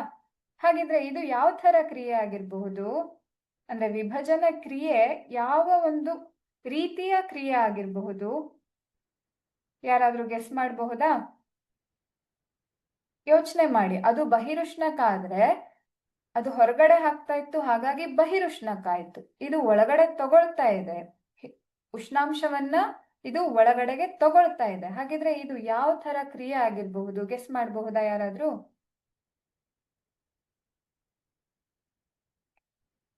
ಓಕೆ, ಇದು ಏನಿದೆಯಲ್ಲ, ಈ ವಿಭಜನೆ ಕ್ರಿಯೆ ಏನಿದೆಯಲ್ಲ, ಇದು ಶಕ್ತಿಯನ್ನ, ಶಾಖದ ರೂಪದಲ್ಲಿ ಶಕ್ತಿಯನ್ನ ಒಳಗಡೆಗೆ ತಗೊಳ್ತಾ ಇರೋದಕ್ಕೆ ಇಂತಹ ಕ್ರಿಯೆಗಳನ್ನ ನಾವು ಅಂತರುಷ್ಣಕ ಕ್ರಿಯೆ ಅಂತ ಕರಿತೀವಿ. ಕೆಲವೊಂದು ಕಡೆಯಲ್ಲಿ ನಾವು ಉಷ್ಣಾಂಶವನ್ನ ಕೊಟ್ಟು ಕ್ರಿಯೆ ಮುಂದುವರಿಯೋದಕ್ಕೆ ಸಹಾಯವನ್ನ ಮಾಡ್ತೀವಿ. ಇನ್ನು ಕೆಲವೊಂದರಲ್ಲಿ ವಿದ್ಯುತ್ ಶಕ್ತಿಯನ್ನ ಕೊಡಬಹುದು, ಅಥವಾ ಸೂರ್ಯನ ಬೆಳಕು. ಕೆಲವೊಂದನ್ನ ನಾವು ಸೂರ್ಯನ ಬೆಳಕಿಗೆ ಹಿಡಿದಾಗ ಆ ಕ್ರಿಯೆ ಮುಂದುವರಿಯುತ್ತೆ. ಒಟ್ಟಾರೆಯಾಗಿ ಒಂದು ಶಕ್ತಿಯ ಆಕಾರವನ್ನ ನಾವು ಅದಕ್ಕೆ ಕೊಡ್ಬೇಕಾಗತ್ತೆ. ಅಂತಹ ಕ್ರಿಯೆಗಳನ್ನ ನಾವೇನಂತ ಕರಿತೀವಿ? ಅಂತರುಷ್ಣಕ ಕ್ರಿಯೆ ಅಂತ ಕರಿತೀವಿ. ಸೊ ನಾವು ಹೇಳ್ಬೇಕು ಅಂದ್ರೆ, ಈ ಸಂಯೋಗ ಕ್ರಿಯೆ ಏನಿತ್ತಲ್ಲ, ಇದು ಬಹಿರುಷ್ಣಕ ಕ್ರಿಯೆಗಳಾಗಿರತ್ತೆ. ಸಾಮಾನ್ಯವಾಗಿ ಸಂಯೋಗ ಕ್ರಿಯೆಗಳು ಬಹಿರುಷ್ಣಕ ಕ್ರಿಯೆಗಳಾಗಿರತ್ತೆ. ಅದೇ ವಿಭಜನೆ ಕ್ರಿಯೆ ಏನಿದೆಯಲ್ಲ, ಇದು ಅಂತರುಷ್ಣಕ ಕ್ರಿಯೆ ಆಗಿರುತ್ತೆ.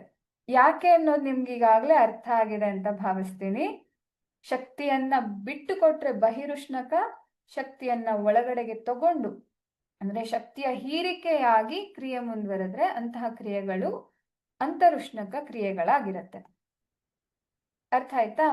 ಅದಕ್ಕೆ ಇನ್ನೊಂದು ಉದಾಹರಣೆ ಅಂದ್ರೆ ಕ್ಯಾಲ್ಸಿಯಂ ಕಾರ್ಬೋನೇಟ್ ಅನ್ನ.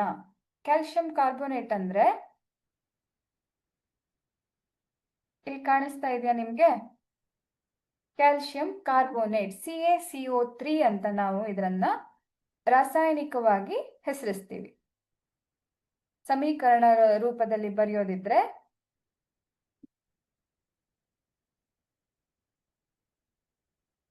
ಇದು ಕ್ಯಾಲ್ಸಿಯಂ.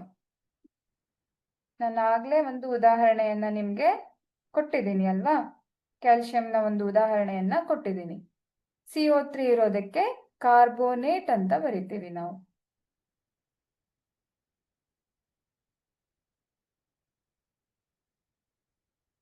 ಇದಕ್ಕೂ ಕೂಡ ಉಷ್ಣಾಂಶವನ್ನ ನಾವು ಕೊಟ್ಟಾಗ ಇದು ವಿಭಜನೆ ಆಗ್ತಾ ಇದೆ. ಕ್ಯಾಲ್ಸಿಯಂ ಆಕ್ಸೈಡ್, ಇದು ಕ್ಯಾಲ್ಸಿಯಂ ಆಕ್ಸೈಡ್ ಮತ್ತೆ ಕ್ಯಾಲ್ಸಿಯಂ ಕಾರ್ಬನ್ ಡೈಆಕ್ಸೈಡ್ ಆಗಿ ವಿಭಜನೆಯನ್ನ ಹೊಂದುತ್ತಾ ಇದೆ. ಹಾಗೇನೆ ಇಲ್ಲಿ ನಾವು ಗಮನಿಸಬೇಕಾದಂತಹ ಇನ್ನೊಂದು ಅಂಶ ಏನು ಅಂದ್ರೆ, ನಾವು ಈ ವಿಭಜನೆ ಕ್ರಿಯೆಯನ್ನ ಉಷ್ಣಾಂಶವನ್ನ ಕೊಡೋ ಮೂಲಕ ನಾವು ಮಾಡ್ತಾ ಇದ್ದೀವಿ ಅಂತ ನಾನು ಈಗಾಗಲೇ ವಿವರಣೆಯನ್ನ ಕೊಟ್ಟೆ, ಹೌದಾ? ಹಾಗಾಗಿ ಈ ತರ ಒಂದು ಕ್ರಿಯೆಯನ್ನ ಉಷ್ಣ ವಿಭಜನೆ, ಉಷ್ಣವನ್ನ ಕೊಟ್ಟಾಗ ವಿಭಜನೆ ಆಯ್ತು ಅಲ್ವಾ? ನಿರ್ದಿಷ್ಟವಾಗಿ ಹೇಳ್ಬೇಕು ಅಂದ್ರೆ, ನಾವು ಯಾವ ಕ್ರಿಯೆಗೆ ಉಷ್ಣಾಂಶವನ್ನ, ಅದರ ತಾಪಮಾನವನ್ನ ಹೆಚ್ಚು ಮಾಡೋದ್ರಿಂದ, ಅದಕ್ಕೆ ಶಾಖ ಶಕ್ತಿಯನ್ನ ಕೊಡೋದ್ರಿಂದ ನಾವು ಕ್ರಿಯೆಯನ್ನ ಮುಂದುವರಿಸ್ತೀವೋ ಅಂತಹ ಕ್ರಿಯೆಗಳನ್ನ ಉಷ್ಣ ವಿಭಜನಾ ಕ್ರಿಯೆಗಳು ಅಂತ ಕರಿತೀವಿ. ಅದಕ್ಕೆ ಉದಾಹರಣೆ ಅಂದ್ರೆ ಇಲ್ಲಿ ನಿಮ್ಗೆ ಚಿತ್ರದಲ್ಲಿ ಕಾಣ್ತಾ ಇರುವಂತಹದ್ದು ಒಂದು ಉತ್ತಮ ಉದಾಹರಣೆ. ಉಷ್ಣ ವಿಭಜನೆ ಕ್ರಿಯೆಗೆ ಒಂದು ಉತ್ತಮ ಉದಾಹರಣೆ ಆಗಿದೆ. ಕ್ಯಾಲ್ಸಿಯಂ ಕಾರ್ಬೋನೇಟ್ ಇದಕ್ಕೆ ಉಷ್ಣಾಂಶವನ್ನ ಕೊಟ್ಟಾಗ ಕ್ಯಾಲ್ಸಿಯಂ ಆಕ್ಸೈಡ್ ಮತ್ತೆ ಕಾರ್ಬನ್ ಡೈಆಕ್ಸೈಡ್ ಆಗಿ ವಿಭಜನೆಯನ್ನ ಹೊಂದಿದೆ. ಸೊ ನೀವು ವಿಡಿಯೋದಲ್ಲಿ ಯಾವ ಪ್ರಯೋಗವನ್ನ ನೋಡಿದ್ರಲ್ಲ, ಆ ಪ್ರಯೋಗ ನಿಮ್ಮ ಪುಸ್ತಕದಲ್ಲಿ ಈ ತರ ಒಂದು ಚಿತ್ರವನ್ನ ತೋರಿಸೋ ಮೂಲಕ ನೀವು ಅರ್ಥ ಮಾಡ್ಕೋಬಹುದು. ಈ ಒಂದು ಚಿತ್ರದಲ್ಲಿ ಏನಿದೆಯಲ್ಲ, ಅದು ಲೆಡ್ ನೈಟ್ರೇಟ್ ಮತ್ತೆ ಲೆಡ್ ನೈಟ್ರೇಟ್ ಅನ್ನ ಬರ್ನರಿಗೆ ಹಿಡಿದಾಗ ಆದಂತಹ ಒಂದು ಪ್ರಯೋಗ ಕ್ರಿಯೆ, ಅದರ ಒಂದು ಚಿತ್ರ ಇಲ್ಲಿ ನಿಮ್ಗೆ ಕಾಣಿಸ್ತಾ ಇರಬಹುದು. ನಿಮ್ಮ ಪುಸ್ತಕದಲ್ಲಿ ಈ ತರ ಒಂದು ಚಿತ್ರವನ್ನ ನೀವು ನೋಡಬಹುದು. ಅದನ್ನ ನಾನು ವಿಡಿಯೋ ಮೂಲಕ ನಿಮ್ಗೆ ತೋರಿಸ್ದೆ. ಲೆಡ್ ನೈಟ್ರೇಟ್ನ, ಸೀಸದ ನೈಟ್ರೇಟ್ ಅಂದ್ರೇನೆ ಲೆಡ್ ನೈಟ್ರೇಟ್, ಅದು ವಿಭಜನೆಯಾಗಿ ನಮ್ಗೆ ಯಾವುದೆಲ್ಲ ಉತ್ಪನ್ನ ಸಿಕ್ಕಿತ್ತು?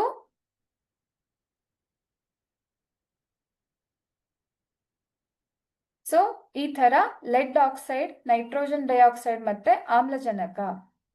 ಇದರಲ್ಲಿ ನೈಟ್ರೋಜನ್ ಡೈಆಕ್ಸೈಡ್ ಅನ್ನೋದೇನಿದೆಯಲ್ಲ ಅದು ಕೂಡ ಒಂದು ಅನಿಲ. ಹಾಗಾಗಿನೇ ನಮ್ಗೆ ಅಲ್ಲಿ ಅನಿಲದ ಹೊರಗೆ ಹೋಗೋ ಒಂದು ಏನು ಹೊಗೆಯ ಥರದನ್ನ ಇಲ್ಲಿ ಈ ತರ ನಮ್ಗೆ ಸೂಚಿಸಿದ್ದಾರೆ.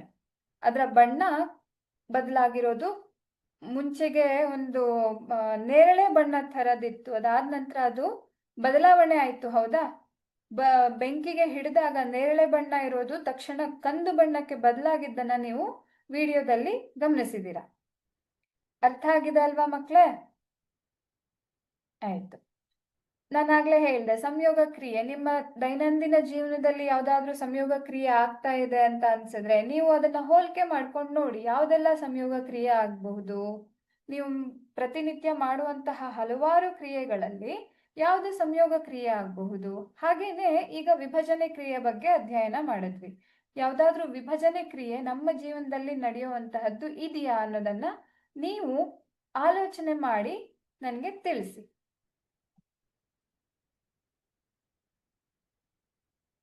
ಈ ಒಂದು ಚಿತ್ರದಲ್ಲಿ ನೀರಿನ ವಿದ್ಯುತ್ ವಿಭಜನೆ ಅಂತ ಕೊಟ್ಟಿದ್ದಾರೆ, ಹೌದಾ? ಅಂದ್ರೆ ಏನು?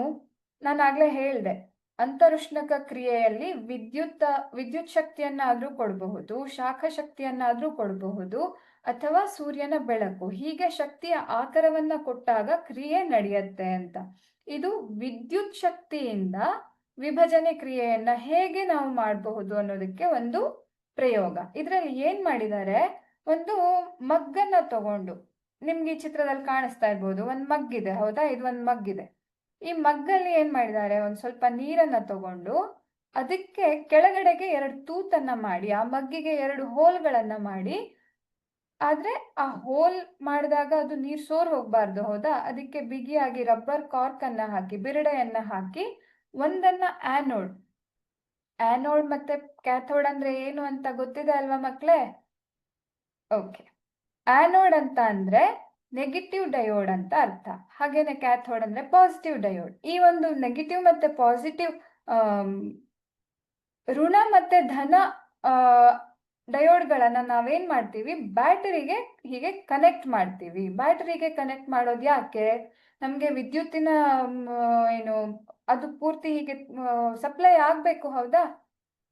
ವಿದ್ಯುತ್ ಶಕ್ತಿಯನ್ನ ನಾವು ಕೊಡ್ಬೇಕು, ಹೌದಾ? ಅದಕ್ಕೆ ಕ್ರಿಯೆ ಮುಂದುವರಿಸೋದಿಕ್ಕೆ. ಹಾಗಾಗಿ ನಾವು ಬ್ಯಾಟ್ರಿಯನ್ನ ಹೀಗೆ ಜೋಡಿಸಿ ಆಮೇಲೆ ಇಲ್ಲಿ ಗ್ರಾಫೈಟ್ ನ ದಂಡವನ್ನ ಈ ರೀತಿಯಾಗಿ ಇರಿಸಿದ್ದಾರೆ. ಒಳಗಡೆಗೆ ನಾವೇನ್ ಮಾಡಿದೀವಿ, ನೀರು ಸ್ವಲ್ಪ ಪ್ರಮಾಣದಲ್ಲಿ ಆ ಮಗ್ಗಿನ ಅರ್ಧದಷ್ಟು ತುಂಬುವಷ್ಟು ನೀರನ್ನ ತಗೊಂಡು ಗ್ರಾಫೈಟ್ ದಂಡವನ್ನ ಗಾಜಿನ ಪ್ರಣಾಳಗಳಿಂದ ಹೀಗೆ ಅಂದ್ರೆ ಉಲ್ಟಾ ಹಾಕ್ಬೇಕು. ಗ್ರಾಫೈಟ್ ದಂಡಗಳ ಮೇಲೆ ಹೀಗೆ ಉಲ್ಟಾ ಅದನ್ನ ಮುಚ್ಚಿ ಇಟ್ಟು ನಾವು ವಿದ್ಯುತ್ತನ್ನ ಹರಿಸಿದಾಗ ನಮಗೇನಾಗತ್ತೆ, ಇಲ್ಲಿ ಈ ತರ ಗುಳ್ಳೆಗಳು ಕಾಣಿಸುತ್ತೆ.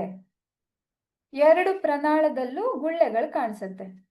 ಯಾವಾಗ ನಾವು ಅದರ ಹತ್ರ ಒಂದು ಸಣ್ಣ ಬೆಂಕಿಯ ಕಿಡಿಯನ್ನ ತಗೊಂಡು ಹೋದ್ರು ಸಾಕು, ಆ ಒಂದು ಗಾಜಿನ ಪ್ರಣಾಳದ ಒಳಗಡೆ ಇರುವಂತಹ ನಮ್ಗೆ ಏನು ಗುಳ್ಳೆಗಳಿದೆಯಲ್ಲ ಅದರ ಹತ್ರದಲ್ಲಿ, ಅಂದ್ರೆ ಆ ಗುಳ್ಳೆಗಳ ಹತ್ರದಲ್ಲಿ ನಾವು ಒಂದು ಸ್ವಲ್ಪ ಬೆಂಕಿಯ ಒಂದು ಸಣ್ಣ ಕಿಡಿಯನ್ನ ತಗೊಂಡು ಹೋದ್ರು ಆ ಗುಳ್ಳೆಗಳು ಒಡೆದು ನಮ್ಗೆ ಏನನ್ನ ಸೂಚಿಸುತ್ತೆ, ಅಲ್ಲಿ ಅನಿಲ ಉತ್ಪತ್ತಿ ಆಗಿದೆ. ನಮ್ಗೆ ಬರಿಗಣ್ಣಿನಿಂದ ನೋಡಿದಾಗ ಬರೀ ಗುಳ್ಳೆಗಳು ಕಾಣಿಸುತ್ತೆ. ಆದ್ರೆ ಯಾವ ತರ ಅನಿಲ? ಇವಾಗ ನಾನು ಹೇಳ್ತೀನಿ, ಗಾಳಿಯಲ್ಲಿ ಆಕ್ಸಿಜನ್ ಇದೆ, ಹೌದಾ?